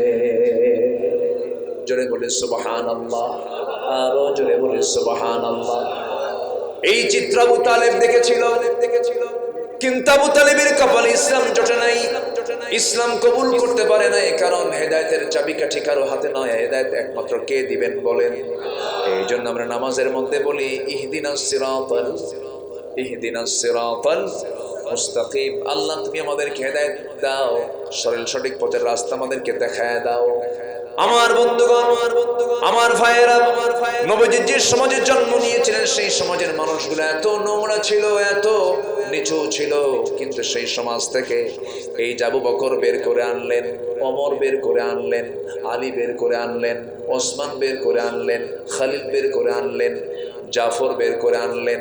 এই সমস্ত জান্নাতি লোকগুলোকে যে বের করে এনেছেন ওই জাহেলি সমাজ থেকে, কিচ্ছু দিয়া নয়, কোনো জাদু দিয়া নয়, একমাত্র কি দিয়া? কি দিয়া? কোরআন। রাসূলই পারেন নাই কোরআন ছাড়া, তুমি কোন সাদা মাথা পারবা কেমনে? হ্যাঁ, এই স্বপ্ন কেন দেখো? ধোঁকাবাজি কেন করো মানুষের সাথে? রাসূলই পারেন নাই, 40 বছর পর্যন্ত চেষ্টা করেছেন সমাজকে সংশোধন করার জন্য, রাসূলই ব্যর্থ হয়েছেন, পারেন নাই। কোরআন এসেছে, রাসূল সফল হয়েছে। কথা ক্লিয়ার? কথা ক্লিয়ার? যে ইসলাম চাবে তাকে আমি চাবো, যে ইসলাম চাবে না আমি তাকে চাবো না, কারণ সে ধোঁকাবাজ। কারণ সে কি? ধোঁকাবাজ। আমার নবীজি কি মানুষ বানালেন তাদেরকে, যাদের হৃদয়টা ছিল পাষাণ, এত পাষাণ তারা ছিল, জীবন্ত সন্তানকে জীবন্ত পুঁতে হত্যা করত, কলিজার টুকরা সন্তানগুলোকে মেরে ফেলতো, তারা হাসতো, উল্লাস করত। আমার নবীর সামনে এক সাহাবী কাঁদে। আমার নবী যদি খুব ফ্রি ছিলেন, সবাই কথা বলত। ছোট বাচ্চার সঙ্গে না খেলে রাসূলের সঙ্গে খেলত। সুবহানাল্লাহ বলবেন না? রাসূল ছিলেন শিশু বান্ধব মানুষ, শিশুদের দেখলে উনি শিশু হয়ে যেতেন, খেলতেন ওদের সাথে। কিছু কিছু নানা আছে, দাদা আছে, নাতিপুতিদের আদরও করে না, স্নেহ করে না, খালি ধমকায়। নাতিপুতিরা মনে মনে বদ্ধ করে, বুড়া মরবি কোন দিন, কুলখানি খাবো। আমার নবীজি এমন ছিলেন, রাসূল খুব ফ্রি ছিলেন, বউদের সামনে যেতেন ফ্রি হয়ে যেতেন এবং ইনসাফ কায়েম করেছিলেন। 4 স্ত্রী একদিন নবীর সামনে এসে বলে, হুজুর আমাদের মধ্যে গন্ডগোল লাগছে। কি গন্ডগোল? সত্যি করে বলুন তো, আপনি আমাদের এই 4 জনের মধ্যে আপনি কাকে সবচেয়ে বেশি ভালোবাসেন? আমার রাসূল এই প্রশ্ন শুনে মুস্কি হাসি মেরে বললেন, আমি তো এই জবাব এখন দেবো না, আগামীকালকে সকালবেলা দেবো, যাও। কারণ কার নাম নিয়ে কোন প্যাঁচ লাগবে, পাঠায় দিলেন। কিছু কিছু ভাই চলে যাচ্ছেন, আমি কি শেষ করে দেব? 2-1 জন করে উঠলেন যে, ও মানে চাপ, শীতের রাত তো, শীতের রাত তো ঘামাঘামি তো নাই, এই জন্য শুধু খুব চাপ চাপ আসে, কষ্ট হয়। আমি কি দোয়া করে দেব? সবাই শুনতে রাজি আছেন তো ইনশাআল্লাহ? একটু বসুন না, কত রাত কত দিকে আমরা নষ্ট করে ফেলি। একটা রাত নয় কোরআনের জন্য আমরা একটু ব্যয় করবো, জোরে বলি ইনশাআল্লাহ। আমার নবীজি বললেন, তোমরা চলে যাও। ইতিমধ্যে আমার রাসূল একটা টেকনিক করলেন, manage life manage life, manage life manage life. রাসূল ম্যানেজ করলেন কিভাবে? 8টা খেজুর নিলেন। কয়টা খেজুর? 8টা। বড় বড় 8টা খেজুরকে 4 ভাগ করলেন, 2টা করে হয়ে গেল। 2টা খেজুর প্যাকেট করে প্রথমে আম্মা জান আয়েশার ঘরে গিয়ে বলছেন, আয়েশা আমি তোমাকে দারুণ ভালোবাসি, আই লাভ ইউ। কেউ তো আলহামদুলিল্লাহ কইলেন। তাহলে আই লাভ ইউ বলা জায়েজ আছে না নাই? পরের বউ না নিজের বউ? এটা যেন মনে থাকে। আকাম কুকাম করা যাবে না। নিজের বউ হলে কোনো সমস্যা নাই, ফেরেশতারা সওয়াব লিখবেন। সুবহানাল্লাহ বলেন। ভালোবাসা তো ইসলামই দিয়েছে, কিন্তু ইসলামের বিয়ার আগে কিসের ভালোবাসা? বিয়ার আগে কোনো প্রেম চলবে না, বিয়ার আগে কোনো প্রেম হয় না, বিয়ার আগে হয় জিনা, নোংরামি, লুচ্চামি। যুবকরা সাবধান থাকবা। কিছু কিছু যুবক আছে গার্লস স্কুলের সামনে যায় এতিমের মতো বসে থাকে, মানে বাপও নাই বাপ নাই, এই আছে না নাই? এগুলো করা যাবে না বাবা। তোমাদের হাতে আগামীর বাংলাদেশ। তোমার চরিত্র হতে হবে বিশ্বনবীর চরিত্রের মতো, তোমার চরিত্র হবে সূরাত ইউসুফের মতো। সিরাত ইউসুফ, ইউসুফ আলাইহিস সালামের যে সিরাত ছিল সেই সিরাত তোমার মধ্যে থাকতে হবে। চরিত্রকে সুন্দর করো, যার চরিত্র সুন্দর তার কম আমল নিয়ে সে জান্নাত পেয়ে যাবে। হুসনে খুলক, এটার ওজন হবে সবচাইতে বেশি।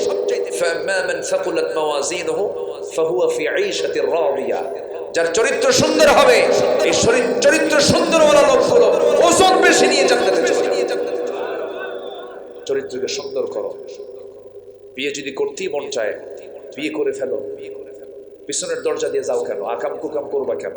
লুকায়া লুকায়া গাছতলা, বাঁশতলা, সিপাতলা, এগুলো যাওয়ার দরকার কি? এগুলো করবা না, এগুলো করে লাভ নাই, লস প্রজেক্ট। চুরি ফিতা কিনবে কেন বিয়ের আগে?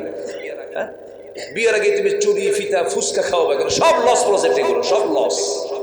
এগুলো লস টস করার সময় নাই তোমাদের, এগুলো বাদ দাও। এই যুবকরা কথা কও, ঠিক কিনা? এগুলো করা যাবে না। যে যুবকরা বিয়ে করতে চায় তারা ভালো, তারা চরিত্রবান, ভালো চরিত্রবান যুবকরা বিয়ের জন্য বাপকে বলে যা আব্বা বিয়ে করা, নামাজ কালাম পড়ি। আর যারা বিয়ের বয়স হয়ে গেছে 40-50 পার হয়, এরপরে বিয়ের খবর নাই, ও বাইপাস মারে। কি আসতে কোন কেন? জীবন কয়টা? জীবন তো একটাই। হ্যাঁ, রাসূল বিয়ে করেছেন 25 বছরে, বাপও নাই মাও নাই। বিয়ে করেছেন কত বছরে? 25 বছরে। আর আপনি বিয়ে করতে করতে 50 লাগায় ফেলেন, এটা কোন কথা? বিয়ে করবেন কোন দিন, বাপ হবেন কোন দিন? 60 বছর বয়সে বাচ্চার বাপ হয়ে রাস্তায় নিয়ে হাঁটে, সবাই বলে এই ছেলেকে তোমার দাদা না নানা, প্যাঁচ লেগে যায়। যুবকরা আজকে আমার ওয়াজে খুব খুশি, হুজুর ভালো করে বাপ কথা শোনে না। কি রাগ করতেছো নাকি তোমরা? রাসূল বিয়েকে খুব উদ্বুদ্ধ করেছেন, কারণ বিয়েটাকে সহজ করা হলে পরে জেনা বন্ধ হয়ে যাবে। যে সমাজে বিয়ে সহজ সেই সমাজে জেনা কঠিন। আর যে সমাজে জেনা সহজ সেই সমাজে বিয়ে কঠিন হয়ে যাবে। জেনা জেনা করতেছে, বিয়ে তো দরকার নাই, আকাম কুকাম করেই বেড়ায়, বিয়ে শাদী করার কি দরকার? কামাই বইয়ের খাবার দেওয়া লাগে না, টাকা পয়সা দেওয়া লাগে না, কিচ্ছু দেওয়া লাগে না, জেনা তো হয়ে যাচ্ছে, বিয়ে করে করবো কি? আকাম কুকামের যারা ওরা বিয়ে করতে চায়। আমি কি ভুল বলতেছি? এই কথাগুলো কি বলার দরকার ছিল না? রাগ করলেন আপনারা? একদমই না। দেখছেন কি প্রস্তুত হয়ে আছে, খুব ভালো। আল্লাহ কবুল করুন, জোরে বলে আমিন। খুব ভালো, আলহামদুলিল্লাহ। চাচা কই যান? আবার আসবেন তো? আসবে ইনশাআল্লাহ। আল্লাহ কবুল করুন, জোরে বলি আমিন। এই যুবক ভাই, কোথায় যাচ্ছেন? বসেন বসেন বসেন। না, একটু ঠান্ডা আর আপনাদের কষ্ট হচ্ছে মনে হয়। আমি কি করি বলেন তো? হ্যাঁ, কোনো অসুবিধা নাই তো? বলি আলহামদুলিল্লাহ। আমার নবীজি প্রথমে স্ত্রী ঘরে ঢুকলেন, বললেন কি বললেন? মনে আছে আপনাদের? আহিব্বুক, হে আমার আয়েশা, আমি তোমাকে খুব ভালোবাসি। এই যে দুটো খেজুর নিয়ে আসছি, খাও। আর শোনো, আমি তোমাকে খুব ভালোবাসি, এই কথা যেন অন্য কোনো বইয়ের কারণে না যায়। দ্বিতীয় স্ত্রীর ঘরে গিয়ে কি কথা বললেন? তৃতীয় স্ত্রীর ঘরে গিয়ে কি কথা বললেন? চতুর্থ স্ত্রীর ঘরে গিয়ে কি কথা বলে চলে আসলেন। পরের দিন সকালবেলা বুক ভরা আশা নিয়ে চারজনে হাজির নবীর দরবারে। রাসূলকে লক্ষ্য করে বলছেন, হুজুর আজকে জানাতে চেয়েছেন আপনি কাকে সবচেয়ে বেশি ভালোবাসেন। আমরা সবাই তো বলি আমাকে ভালোবাসা, আমাকে ভালোবাসা, আপনার মুখ থেকে শুনতে চাই।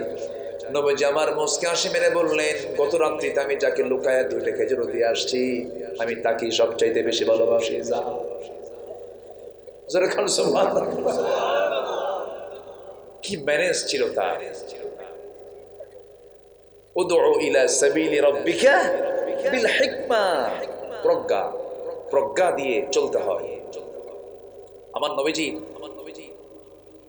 সমাজ থেকে তিনি হিংসা দূর করার জন্য কি প্ল্যান করেছেন দেখেন। নবীজি হুনাইন যুদ্ধের সময়, কি যুদ্ধ? হুনাইন, বদর, উহুদ, খন্দক, হুনাইন, একটা ঐতিহাসিক যুদ্ধ হয়েছিল। তো সেই যুদ্ধের পর কিছু গনিমতের মাল আমার নবীজি করলেন কি, শুধু এক পক্ষকে দিয়ে দিলেন, আরব এবং কুরাইশদের তিনি দিয়ে দিলেন। মানে রাসূলের যে বংশ, মক্কার যারা, ওদের হাতে সবগুলো দিয়ে দিলেন। এখন বলেন তো, আনসার সাহাবীদের কি মন খারাপ হতে পারে না? হতে পারে। আমার নবীজির সামনে যখন তিনি এইভাবে বন্টন করলেন, বন্টন করার সঙ্গে সঙ্গে আনসারদের ভিতরে বিশাল বড় রিউমার সরে গেল। আহারে, রাসূল কি করলেন? সব গনিমতের মালগুলো নিজ বংশের লোকদের মাঝে বন্টন করলেন। মানে রাসূল তাদের সঙ্গে মিশে গেছেন, নবীজি তাদের সঙ্গে মিশে গেছেন, বংশের টান চলে আসছে। এই জাতীয় কথাগুলো যখন বলা হলো, আমার নবীজির কানে সংবাদটা যখন চলে এসেছে, রাসূল এটাকে নেগেটিভ মনে করলেন না, বরঞ্চ ভাবলেন এটাকে কেমনে এই ক্রাইসিস দূর করা যায়, হিংসা কেমন করে দূর করা যায়। আমার নবীজি একটা জোরালো বক্তব্য দিলেন, আলা তারাদানা ইয়া মা'শারাল আনসার আইয়াযহাবান নাসু বিশ-শাতি ওয়াল বাঈর ওয়া তারজিউ বিরাসূলিল্লাহি ইলা রিহালিকুম। তোমরা যে ছাগলগুলো নিয়ে, ভেড়াগুলো নিয়ে, উটগুলো নিয়ে তোমরা কথা চালাচালি করতেছো, ওই সমস্ত লোকগুলো অভাবের কারণে এগুলো নিয়ে চলে গেছে। আরবরা ছাগল নিয়ে গেছে, উট নিয়ে গেছে, কিন্তু তোমরা কি ভুলে গেছো তোমরা তোমাদের ঘরে তোমাদের রাসূলকে নিয়ে গেছো। তোমাদের ঘরে রাসূল ঢোকে আর ওদের ঘরে ছাগল ভেড়া ঢোকে। তোমরা কোনটা উত্তম মনে করো? ছাগল ভেড়া ঢোকে না রাসূল ঢোকা? আনসার সাহাবীরা রাসূলের সামনে কেঁদে ফেলে বলছেন, ইয়া রাসূলুল্লাহ, আমরা সন্তুষ্ট হয়ে গেছি। আল্লাহু আকবার। রাসূল কেমনে হিংসাগুলো দূর করে দিয়েছেন। আল্লাহু আকবার, আল্লাহু আকবার। সম্মানিত ভাইয়েরা, সেই গুণেদার সমাজকে রাসূল পরিবর্তন আনলেন। কত সুন্দর করে একটা মানুষ কি চরিত্রবান হতে পারে আমার নবীজি তা দেখায় দিলেন। দেখো আমার আবু বকর, দেখো আমার ওমর। এই ওমর রাসূলকে আগে কি তিনি দিন গ্রহণ করতে গেছেন না রাসূলকে মারতে গেছেন?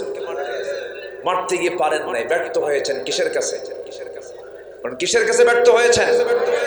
কোরআনের কাছে ব্যর্থ হয়েছেন। কোরআন পেয়েছেন, শুধু তেলাওয়াত শুনেছেন, ইউ টার্ন হয়ে ইসলামের দিকে ফিরেছেন। বলে আল্লাহু আকবার।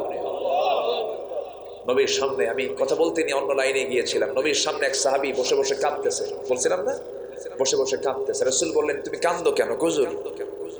আমার কিছু কথা আমি আপনাকে শোনাবো। তুমি কাঁদতেছো কেন? তুমি দিন গ্রহণ করে তোমার তো আনন্দ করার কথা। হুজুর, দিন গ্রহণ করেছি বলেই তো কাঁদতেছি আমি। আমার আগের কথাগুলো মনে হচ্ছে। কি মনে হচ্ছে? হুজুর, রাতের বেলা ঘুমাতে গেলেই ঘুম আসে না কেন? শুধু কান্না আসে কেন? আমার যেন পেছন থেকে আমার ওই সন্তানটা আমাকে ডাকতেছে আব্বা আব্বা বলে। কোন সন্তান? যে সন্তানকে আমি আমার নিজের হাতে আমি খুন করেছি। রাসূল বলেন, তুমি খুন করেছো? কেমনে? হুজুর, আপনি কি শুনবেন আমার কথাগুলো? নবীর সামনে হাঁটু গেড়ে দিয়ে আস্তে করে বসে গেলেন। রাসূল মাঝে মাঝে কথা শুনতেন, সবার মনোযোগ দিয়ে অনেক লম্বা সময় ধরে শুনতেন। বললেন, তুমি শোনাও তো, তুমি কেমন করে তোমার মেয়েকে হত্যা করেছো?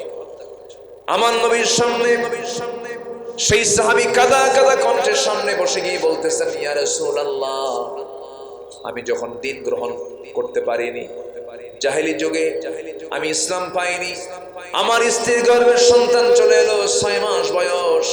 আমি আমার বউটাকে বললাম, যাও বাবার বাড়ি চলে যাও, সন্তান ছেলে হলে নিয়ে আসবে, মেয়ে হলে পরে জীবন্ত হত্যা করে আমার বাড়িতে আসবে। সন্তান ছেলে মেয়ে সন্তান আমার ঘরে ঢুকবে না। হুজুর, মেয়ে সন্তান হলো কিন্তু আমাকে জানানো হলো না। সন্তান ডেলিভারি হয়েছে কিন্তু আমাকে বলা হলো সন্তানটা মৃত হয়েছে। এই কথা বলে সন্তানকে আমার আড়ালে অন্য বাড়িতে ধীরে ধীরে বড় করে সন্তানটার বয়স যখন 6 বছর হয়ে গেছে, হঠাৎ করে আমার চোখের সামনে একদিন পড়ে গেল। আমার দৃষ্টিগোচর হলো, চট করে আমার হাত, আমি তার হাতটা ধরলাম। আমার মতোই চোখ, আমার মতোই হাত, আমার মতোই পা, আমার মতো নখ, সবকিছু আমার সঙ্গে মিলে গেছে। সন্তানটাকে নিয়ে আমি আমার স্ত্রীর সামনে যখন হাজির করে বললাম, সন্তান বলো তো সত্যি করে আমার এই সন্তানটা কার সন্তান? বলো আমার স্ত্রী। স্ত্রী আমার কাঁপতে কাঁপতে বলছে, আপনার সন্তানের তথ্য আমি কতক্ষণ গোপন করব? এটা তো আমাদেরই সন্তান।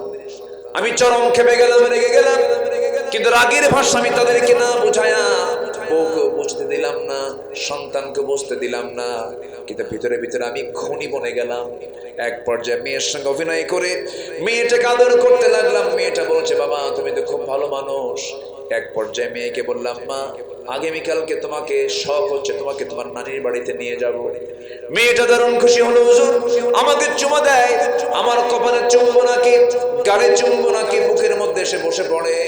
পরের দিন সকালবেলা ওকে বেড়ানোর নাম করে আমি রওনা করলাম, সুন্দর পোশাক পরাইয়া, আমার মতো সুন্দর চেহারা, হুজুর সুশ্রী চেহারার মেয়েটাকে নিয়ে যখন রওনা করলাম, জঙ্গলের দিকে আমি রওনা করলাম। মেয়েটার মুখটা ছোট হয়ে গেছে। মেয়ের বলছে, বাবা এইদিকে যাও কেন?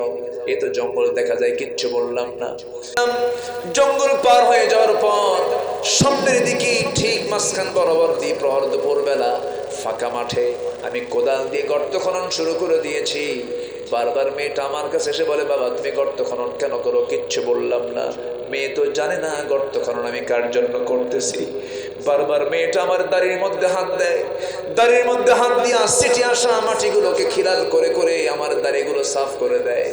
আমার শরীর থেকে ঝরতেছে ঘাম, সেই ঘামগুলো গামছা দিয়া মুছে মুছে দেয় আর বলে, বাবা গর্ত খনন তুমি কেন করছো? বাবা তুমি কি আমার নানির বাড়ি যাবে না? তুমি কি আমাকে নিয়ে যাবে না নানির বাড়িতে? তুমি কেন গর্ত খনন করছো? কিচ্ছু বললাম না। গর্ত খনন শেষ হয়ে গেল। আমার মেয়েকে অভিনয় করে বললাম, মা দেখো তো গর্ত খননটা কেমন হয়েছে। মেয়েটা একটা মুচকি হাসি মেরে সরল মনে গর্তের কাছে আগায় গিয়া উকি মেরে যখন গর্ত দেখতে লাগলো, আমি পিছন দিকে চলে আসলাম। পিছন দিকে চলে এসে তার চোখ ফাঁকি দিয়া চক্ষুটা বন্ধ করে সন্তানটার পিছন দিক থেকে এত জোরে একটা আঘাত করলাম, এক আঘাতে সন্তানটা গর্তের মধ্যে উপর হয়ে পড়ে গেল। তৎক্ষণাৎ চিত হয়ে দুইটা হাত এক জায়গায় করে বলছে, বাবা বুঝতে পেরেছি তুমি আজকে আমাকে এখানে কেন নিয়ে এসেছো। আমার আমার মার কথাই সত্য হয়ে গেছে। তোমার ব্যাপারে আমার মা বলেছিলেন তুমি আজকে আমাকে মেরে ফেলার জন্য আসছো। বুঝতে পেরেছি বাবা, আমি তোমার কাছে জীবনের একটা বারের জন্য তোমার কাছে আমি প্রাণ ভিক্ষা চাই। তুমি যদি আমাকে একটা বারের জন্য আমাকে বাঁচায় দাও, আমি কসম করতেছি আমার চেহারা আমি তোমার সামনে কখনো দেখাবো না। হুজুর আমার উপরে এতবার বারবার করে অনুনয় বিনয় করলো, আমার কাছে বারবার প্রাণ ভিক্ষা চাইলো, কিন্তু আমি একটা বারের জন্য আমার দিল কাঁপলো না, শিরকিয়াতের কারণে, জাহালাতের কারণে। আমি করলাম কি, হাতের মধ্যে বড় ওজনের একটা পাথর নিলাম, পাথর নিয়ে চোখ বন্ধ করে সন্তানটার কলেজা বরাবর যখন মেরে দিলাম, ফিঙ্কি দিয়ে রক্ত পড়া শুরু হলো। চিৎকার মেরে মেরে বলছে, আব্বা আব্বা আমাকে বাঁচতে দাও বাবা।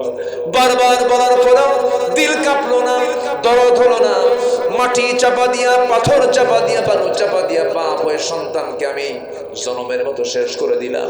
কোনোদিন আমার মনে হয়নি সেই সন্তানের কথা।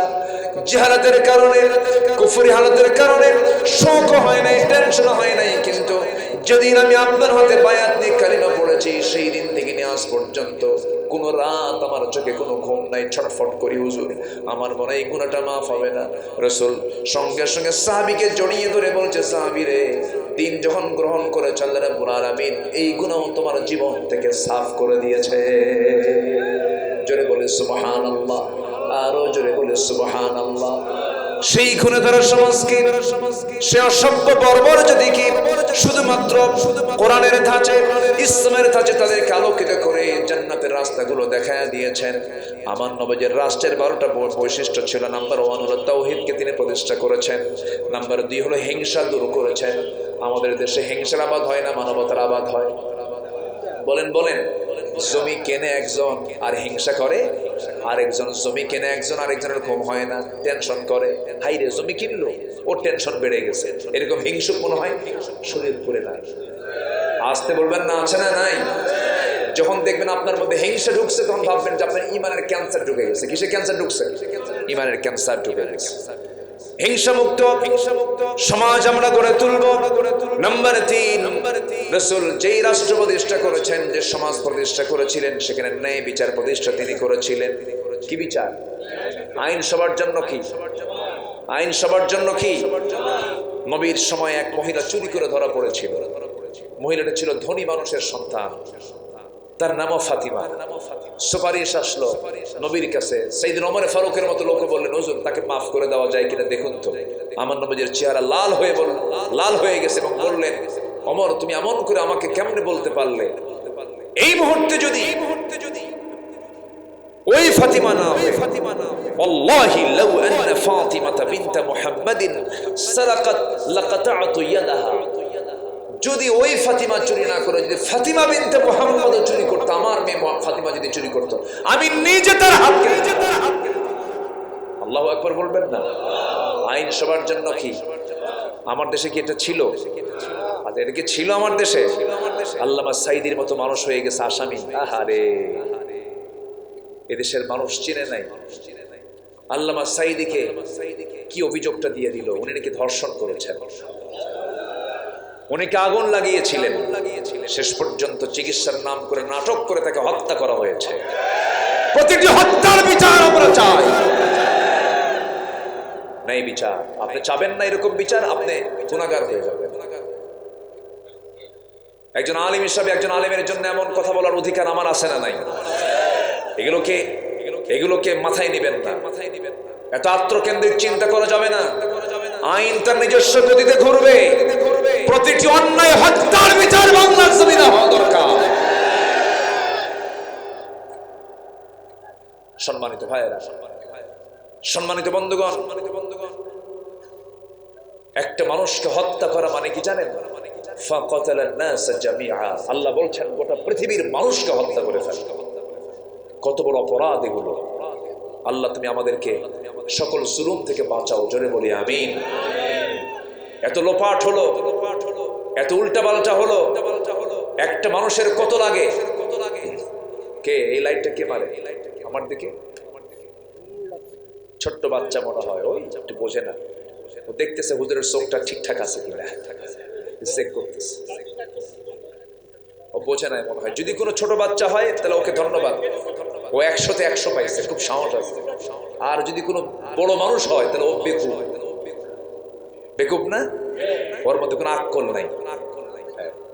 আমার দিকে তাকা, আমি কি শেষ করে দেব নাকি? জোরে বলি ইনশাআল্লাহ। খুব ভালো, আপনারা এত সুন্দর আন্তরিকতা নিয়ে কথাগুলো শুনছেন, আলহামদুলিল্লাহ। সম্মানিত বন্ধুগণ, সাইয়েদনা ওমর ফারুক কি শাসন করেছেন! আমরা এমন একটা শাসক আমরা বাংলার জমিনে দেখতে চাই। জোরে বলি ইনশাআল্লাহ। সাইয়েদনা আবু বকর রাদিয়াল্লাহু তাআলা আনহু রাতের বেলা খালি পায়ে হাঁটতেছেন। কি পায়ে? খালি পায়ে।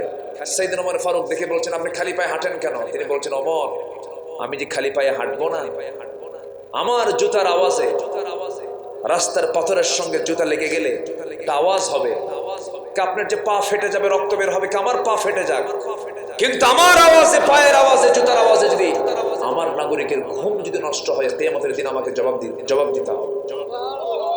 আর নেতা আসবেন, সামনে 50টা, পিছনে 50টা গাড়ি, পদ্মা সেতু এক বেলা বন্ধ, কেউ আসতে পারবে না। এমন নেতৃত্ব আমরা দেখতে চাই না। আমি নিজের চোখে দেখেছি মাহাথির মোহাম্মদ, মালয়েশিয়ার প্রধানমন্ত্রী।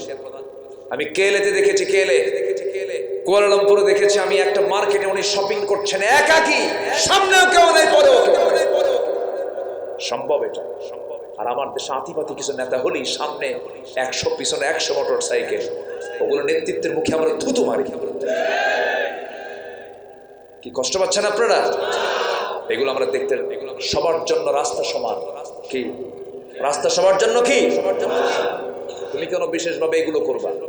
এগুলো ইসলাম শিখায় না। দেখেন না, সাইয়েদনা আবু বকরের কথা বললাম, আমি তো রেফারেন্স ছাড়া কথা বলতেছি। ওমর ফারুক রাদিয়াল্লাহু তাআলা আনহু কি শাসক ছিলেন। সাইয়েদনা আবু বকর সিদ্দিক রাদিয়াল্লাহু তাআলা আনহু রাতের বেলা ঘুমাতেন না। একদিন গেছেন কোন ঘরে? যে ঘরে তার স্বামী নাই, মারা গেছে, বাচ্চাও নাই, সব কেউ নাই, শুধু একটা বুড়ি মহিলা থাকে তার ঘরের সঙ্গে, তার ঘর প্রতিবেশী। প্রত্যেক রাত্রিতে তার ঘরে গিয়ে তার কাপড় চোপড় সহ ধোয়া, খাওয়া, সবকিছু সম্পন্ন করে তিনি আসতেন। সারাদিন কাজ করতেন দেশের, রাতের বেলা কাজ করতেন ওই মহিলা। একদিন ওমর ফারুক ওই মহিলার ঘরে গিয়ে ডাকতেছেন, মহিলা, মা আপনি দরজা খুলেন, কোনো কিছু খেদমত লাগবে কি? কেনা খেদমত একজন করে দিয়ে চলে গেছে। উনি ভাবলেন যে এই মদিনায় কোন যুবকটা আছে, দেখি তো। 3 রাত তিনি ওই ঘরের আড়ালে তিনি দাঁড়ালেন, ধরতে পারলেন। তৃতীয়ত রাত্রিতে দেখলেন যে কে যেন ঢুকলো। উনি ভাবলেন আজকে ধরবো। ঘর থেকে বের হতে নেই তিনি তার বাম হাত চেপে ধরেছেন। চেপে ধরেই দেখেন কেউ না, সাইয়েদনা আবু বকর। সাইয়েদনা ওমর কেঁদে ফেলে বলছেন, দিনেও রাষ্ট্রের দায়িত্ব পালন করবেন, রাত্রিগুলো করবেন, অসুস্থ হয়ে পড়বেন তো।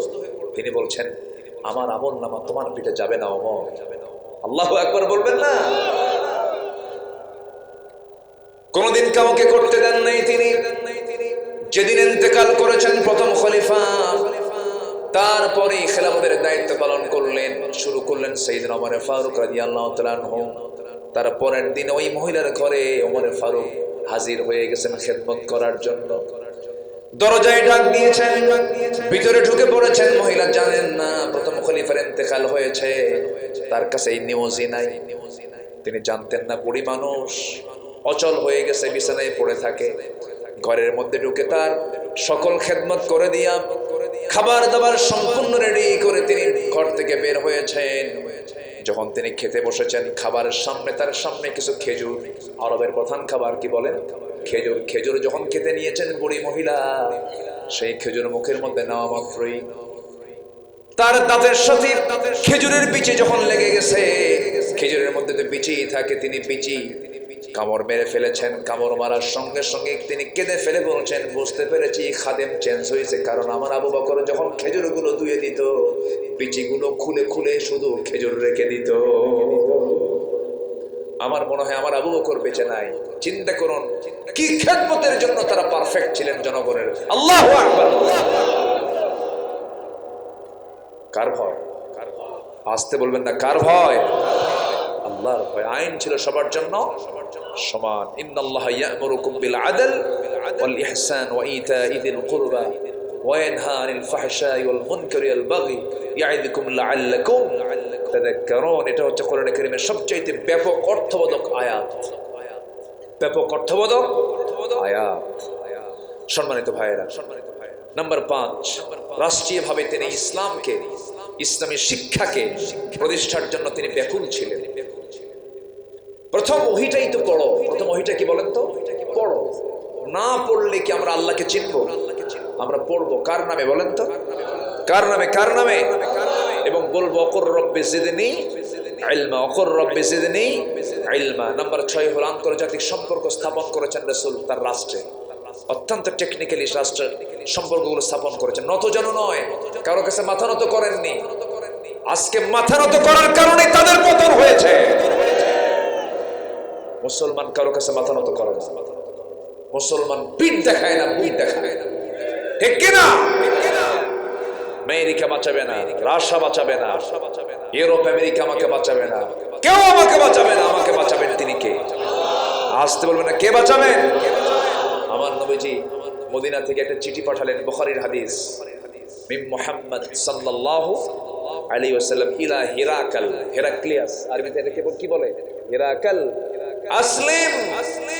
উনি চিঠি লিখলেন হেরাক্লিয়াসকে লক্ষ্য করে, হেরাক্লিয়াস বিসমিল্লাহি ওয়া আলা কি আসসালামু আলা মান ইত্তাবাআল হুদা, আসসালামু আলা মান ইত্তাবাআল হুদা। এরপরেই বলেন আসলিম, আত্মসমর্পণ করে। এই চিঠিখানা রোমান সম্রাট, তৎকালীন দুনিয়ার পরাশক্তি রোমান সম্রাট হেরাক্লিয়াস দেখে বলতেছে, সভাসদ বৃন্দ, এই চিঠির ভাষা যে আমাকে লেখা হয়েছে, যে চিঠির ভাষা আমি দেখলাম, এই চিঠির ভাষা প্রমাণ করে যে এই হেরাক্লিয়াসের পায়ের তলার যে জমিনটা আছে, এই জমিনটা মুহাম্মদ একদিন দখল করে ছাড়বে। আল্লাহু আকবার বলবেন না? তাহলে রাসূল তার চিঠির মধ্যে কি রাজনীতির ভাষা প্রয়োগ করেছেন, আর এরা কোরআনের মধ্যে রাজনীতি খুঁজে পায় না। কত বড় আহম্মক তারা! আল্লাহ তুমি বোঝার তৌফিক দাও, জোরে বলি আমিন। নাম্বার 7 হলো বিপদ আপদে সব জায়গায় আমরা ভরসা করব কার উপরে? আমাকে বাঁচাবেন কে? আমাকে রক্ষা করবেন কে? বদরে মুসলমানদেরকে বিজয় দিয়েছেন কে? সংখ্যা বেশি কাদের? সংখ্যা বেশি কুরাইশদের। বিজয় হয়েছে কাদের? কে বিজয় দিয়েছেন? আল্লাহ বিজয় দিয়েছেন, আল্লাহ বিজয় দিয়েছেন। এই জন্য বিপদে মুসিবতে যেখানে পড়ি না কেন, আমাদের শেষ অস্ত্র হচ্ছে কার সাহায্য? নাসরুম মিনাল্লাহি ওয়া ফাতহুন করিব। নাম্বার 8 হলো ন্যায়ের পথে নিজেকে অবিচল রাখা। কখনো জীবন যাবে ন্যায়ের পথ থেকে এক চুল পরিমাণ নড়বো না, জোরে বলি ইনশাআল্লাহ। নাম্বার 9 হলো পরামর্শ ভিত্তিক নেতৃত্ব। আজকের সূরার নামে কি? পরামর্শ, সূরাতুশ শুরা। যে কোনো কাজ করব আমরা পরামর্শের ভিত্তিতে করব, জোরে বলি ইনশাআল্লাহ। ওয়া আমরুহুম শুরা বাইনাহুম ওয়া শাফিরহুম ফিল আমরি ফাইদা আযামতা ফাতাওয়াক্কাল আলাল্লাহ ইন্নাল্লাহ ইউহিব্বুল মুতাওয়াক্কিলিন। আল্লাহ কবুল করুন, জোরে বলি আমিন। সবাই ফজর নামাজ পড়বো তো?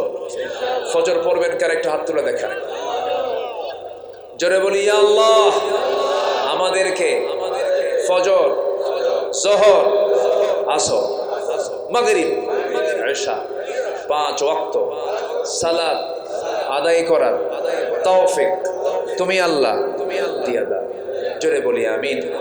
আরো জোরে আমিন। হাত নামান। আজকের আয়াতের মূল অর্থ যেটা, সেটা হলো সকল দিনকে পরাজিত করে আল্লাহর দিনকে বিজয়ী করা হচ্ছে আমাদের দায়িত্ব। যে দায়িত্ব আদম থেকে নিয়ে রাসূল পর্যন্ত সবাই করেছেন, সেই দিন বিজয়ী হোক। সবাইকে আপনারা চান?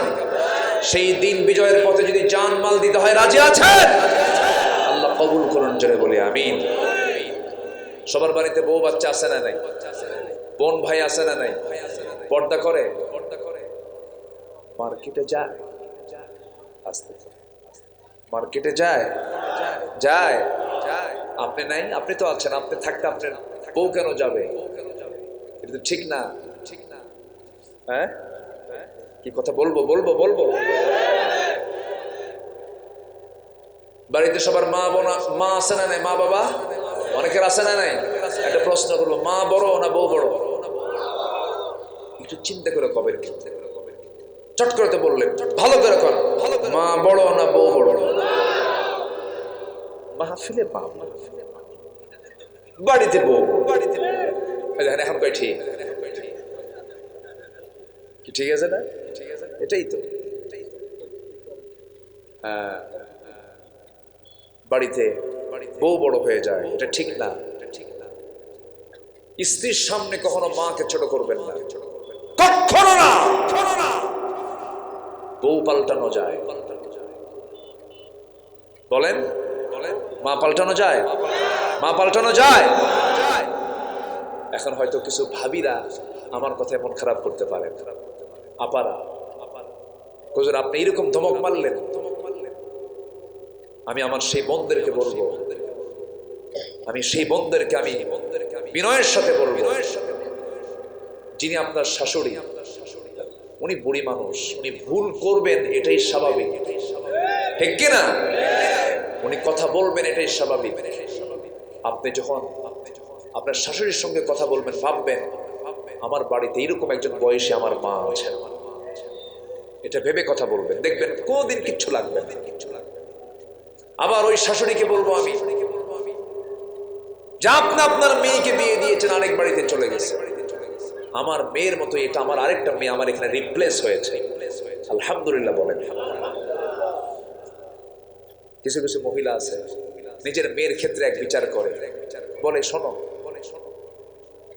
আমার জামাইটা এত ভালো, কেন? জামাইটা এরকম জামাই হয়ই না, আমার মেয়ের কাপড় চোপড় আমার জামাই ধুয়ে দেয়, এত খেদমত করে, যা বলে আমার মেয়ে আমার জামাই তাই শোনে, কিন্তু আমার ছেলে মানুষ হলো না, খালি বইয়ের কথা শোনে। কথা কি বুঝতেছেন? তাহলে কথা কি ঠিক আছে? না, ওই মহিলার কথা, যিনি কথাগুলো বল, এই কথা কি তার ঠিক? মেয়ের ক্ষেত্রে এক কথা বললাম, ছেলের ক্ষেত্রে আরেকটা কথা বলে ফেলি। এগুলোকে কন্ট্রোল করবো আমরা, শিখে নেব, বুঝে নেব, জোরে বলি ইনশাআল্লাহ। বউরা কি নামাজ পড়ে? যদি নামাজ না পড়ে কি করবেন বলেন? যদি নামাজ না পড়ে তাহলে কি করবেন? কি করবেন বলেন? দেখছেন, মারতে হবে। যে কইছে মারতে হবে বিয়ে করে নাই মনে হয়, মারা এত সস্তা? বউকে মারা থাকতে পারবা? জটিল বিষয়, বউকে মারা এত সহজ, খুব কঠিন ব্যাপার। বউকে যদি নামাজ না পড়ে, যদি কোনো স্ত্রী যদি কারো নামাজ না পড়ে, 4টা কারণে স্বামী তার বউকে শাসন করতে পারে। শুনবেন কি? মারবেন এই জন্যে? না, বলা যাবে না, নিয়ত আপনাদের খুব খারাপ। কি মারার জন্য শুনবেন নাকি? এখন আমার মায়েরা মনে মনে চিন্তা করতেছে, হুজুর এতক্ষণ তো লাইন ভালোই ছিল, কিন্তু এই শেষে সেই পেঁয়াজ লাগাই দিচ্ছেন কেন? 4টা কারণে শাসন করা যায়। নাম্বার 1 হলো, যদি কোনো স্ত্রী আজান শোনার পরেও যদি নামাজে না দাঁড়ান, রমজান মাসের যদি রোজা না রাখেন, স্বামীরা যদি আনুগত্য না করেন। নাম্বার 4 হলো, সতীত্বের যদি হেফাজত না করেন, পর্দায় যদি না থাকেন। এই 4টা কারণে স্বামী তার স্ত্রীকে শাসন করবেন। তবে শাসন করার শর্ত আছে। সেই শর্ত হলো, কোনো 1.5 হাত লাঠি হাতে নেওয়া যাবে না, পকেটে থাকা 9 ইঞ্চি সাইজের যে মেসওয়াকটা আছে, সেই মেসওয়াকটা দিয়ে আস্তে করে আপনি বের করতে পারেন। মুখে মারতে পারবেন না, নাকে মারতে পারবেন না, কপালে মারতে পারবেন না, বুকে মারতে পারবেন না। মারবেন কই? কারণ মারার জায়গা আছে, জায়গায় তো সব বন্ধ হয়ে গেছে, মারার কোনো কায়দা নাই। আপনি যদি কোন লোকের সামনে যদি 9 ইঞ্চি মেসওয়াক দিয়ে যদি আপনার স্ত্রীকে শাসন করতে যান, মারতে যান, ওই লোকটা যখন দেখবে, দেখে কি রাগ করবে না হাসবে? এই কি মারে না সোহাগ করে? আমাদের মাদের কোলে যে পানি আসছে, হুজুর আপনি খুব ভালো, মায়ের থেকে বাঁচালেন। রাসূল কোন স্ত্রীকে মেরেছেন এমন কোন হাদিস আছে? আমরা এগুলো করব না। সন্তানের সামনে অনেক স্বামী আছেন, সন্তানের সামনে বউকে পিটায়। সন্তান এগুলো দৃশ্য দেখে বড় হলে ও প্র্যাকটিস করে, আব্বা যখন শিখায় দিল, একদিন আব্বার আমারও দেখায় দিল। কি কথা কি বুঝতেছেন? সন্তানের সামনে যে বাবা তার বউকে মারে, যে স্বামী তার স্ত্রীকে মারে, ওই সন্তানগুলো বড় হলে তার বাবার গায়ে হাত তুলতে পারে। শাসন করে পিটায়া কখনো মানুষকে ভালো করা যায় না। সুন্দর কথা বলে যতটুকু না কাজ হয়, শাসনে পিটন খায়া কোনো কাম হয় না। যা মারতেছিস, তোর হাতে মরে যাবো, তাও কথা শুনুক না, যা, এরকমই হয়। এই জন্য আমরা মহাব্বত দিয়ে আমরা পরিবারকে জয় করবো। জোরে বলি ইনশাআল্লাহ, আর জোরে বলি ইনশাআল্লাহ। আল্লাহ তুমি প্রত্যেক পরিবারকে নামাজি বানায় দাও। জোরে বলি আমিন, আরো জোরে আমিন। সম্মানিত ভাইয়েরা, যেখানে নামাজ আছে, যেখানে নামাজের দাওয়াত আছে, সেখানে যাবেন। কিন্তু দুঃখজনক কিছু কিছু বিষয় আমাদেরকে হৃদয়ে ক্ষত সৃষ্টি করে। সম্প্রতি আমরা দেখতে পেয়েছি ঢাকার টঙ্গীতে ইস্তেমার মাঠে, তার আশপাশে মাঝখানে একটি গন্ডগোল হলো না? 2টা পন্থী, একটা হচ্ছে মোনাফেক পন্থী, একটা মোনাফেক পন্থী আছে না নাই? আলেমদের কিনে বাজে কথা বলেছে। ইমামতি করে যদি টাকা নেয়, এটা নাকি বেশ্যার টাকার মতো নেওয়া। এই সমস্ত বাজে কথাগুলো ওই মুনাফিক পন্থীরা কথা বলেছে। ওই মুনাফিক চক্র এই দাওয়াতি ময়দানকে, দাওয়াতের সেক্টরকে ধ্বংস করার জন্য মাঠে নেমেছে। আমরা হকদের সঙ্গে থাকবো, জোরে বলি ইনশাআল্লাহ। আল্লাহ কবুল করুন, আল্লাহ কবুল করুন। তাবলীগ যে কাজ করছে, তারা দ্বীনের দাওয়াতের কাজ করছে, আমরা কেন বাধার সৃষ্টি করব? তারা কাজ করে যাক। কিন্তু জমিনে দ্বীন কায়েমের জন্য যে কাজ করতে হবে, এই কাজ করেছেন মুহাম্মদ সাল্লাল্লাহু, এই কাজও আমরা আঞ্জাম দেব, জোরে বলি ইনশাআল্লাহ। আর জোরে বলি ইনশাআল্লাহ। জি, অনেক কথা বলেছি, যতটুকু হয়েছে আমরা বলে ফেলি আলহামদুলিল্লাহ। আপনি তো ঘুমো পারলেন, দেখলাম মাঝে একটু ঘুমটুম পারছেন। হ্যাঁ, ও চক্ষু বন্ধ করে শুনছেন।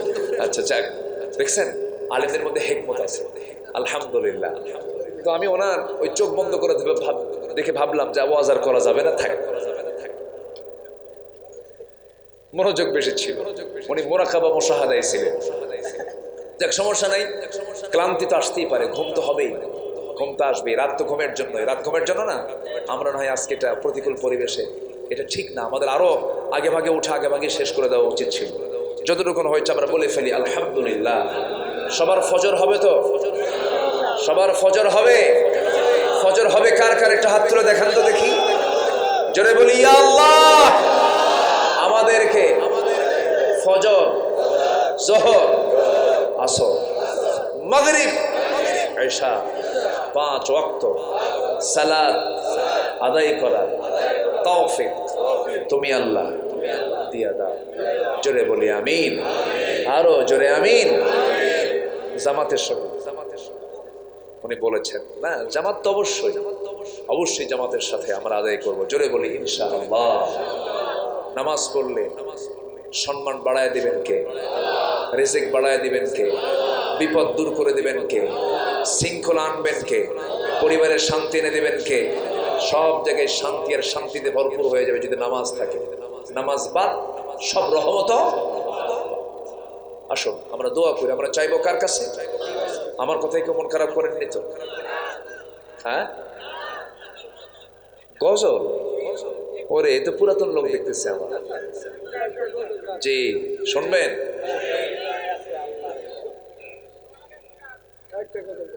জি, আলহামদুলিল্লাহ। আল্লাহ আপনাদের এই অংশগ্রহণ, এই আগ্রহকে আল্লাহ পাক কবুল করুন, জোরে বলি আল্লাহুম্মা আমিন। আজকে এখন জানেন কোটি কোটি আজকের এই দেশের যুব সমাজ এখন গান বাদ দিয়ে ওয়াজ শোনে, দিন বুঝতে চায়, ইসলাম শিখতে চায়। যদি আজকে আমার দেশের যদি শুধু শিক্ষা ব্যবস্থায় যদি ইসলাম থাকতো, এই দেশ কোথায় চলে যেত আজকে? আল্লাহু আকবার। কিন্তু সিলেবাসের মধ্যে শয়তান ঢুকছিল। কি ঢুকছিল? এখনো শয়তান বের হয় নাই, শয়তানগুলোকে বের করতে হবে, জোরে বলি ইনশাআল্লাহ। দেখি কি বলা যায়, গজল তুমিও বলতেছো? মাশাআল্লাহ। কে এটা? কার কে? হ্যাঁ,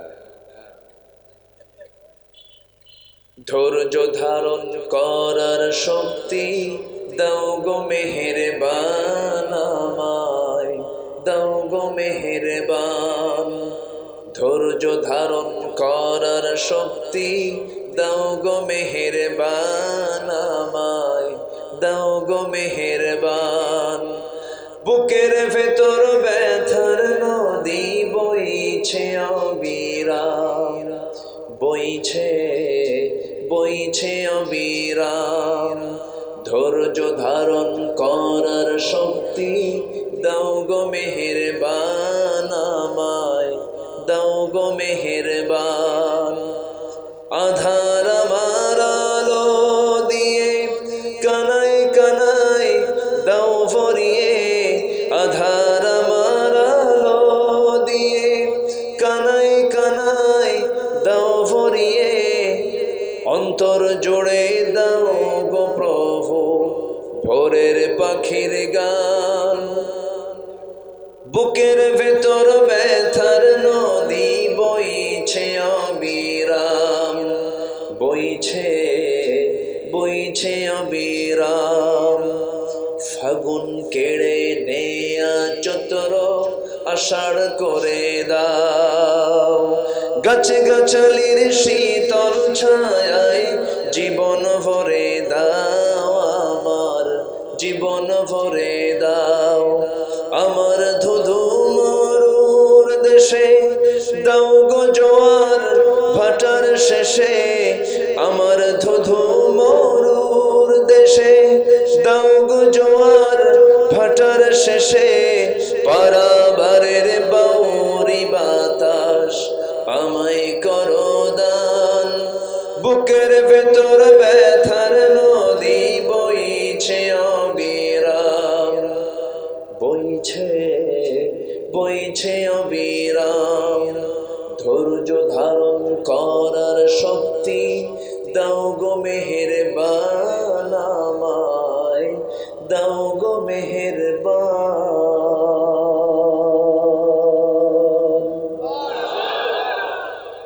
জি, ধৈর্যের দরকার আছে না, যে আল্লাহ কবুল করে। জি, আর কিছু আরেকটা আরেকটা আচ্ছা, রাসূলকে নিয়ে একটু বলি। জি, রাসূলকে নিয়ে একটু বলি। এলো কে কাবার ধারে আধার চিড়ে, চিনিস না কি রে ওকে ও মা আমেনার কোল জোড়ে চাঁদ, জানিস না কি রে। এলো কে কাবার ধারে আধার চিড়ে, চিনিস না কি রে। কে কে? মুহাম্মদ সাল্লাল্লাহু মুতালিব। আজকে মুতালিব আজকে কেন বেহুশ হেন, বকে খুশির বান বেদনার সুপ্ত ক্ষতে হাত বুলাতে কারে আগমন সাহারার হৃদয় ভরা ঝরনা ধারা হইল না কি রে। এলোকে কাবার ধারে আধার চিড়ে, চিনিস না কি রে ওকে ও মা আমেনার কোল জোড়ে চাঁদ, জানিস না কি রে। বাগিচায় ছন্দ বিলায় বুলবুলি হায়, আজ সে দিওয়ানা চুমু খায় প্রেমের ভাষায় গভীর নেশায়। পে পরওয়ানা গোলাপের অধর ভরে খুশবু ঝরে রয় না বাকি রে।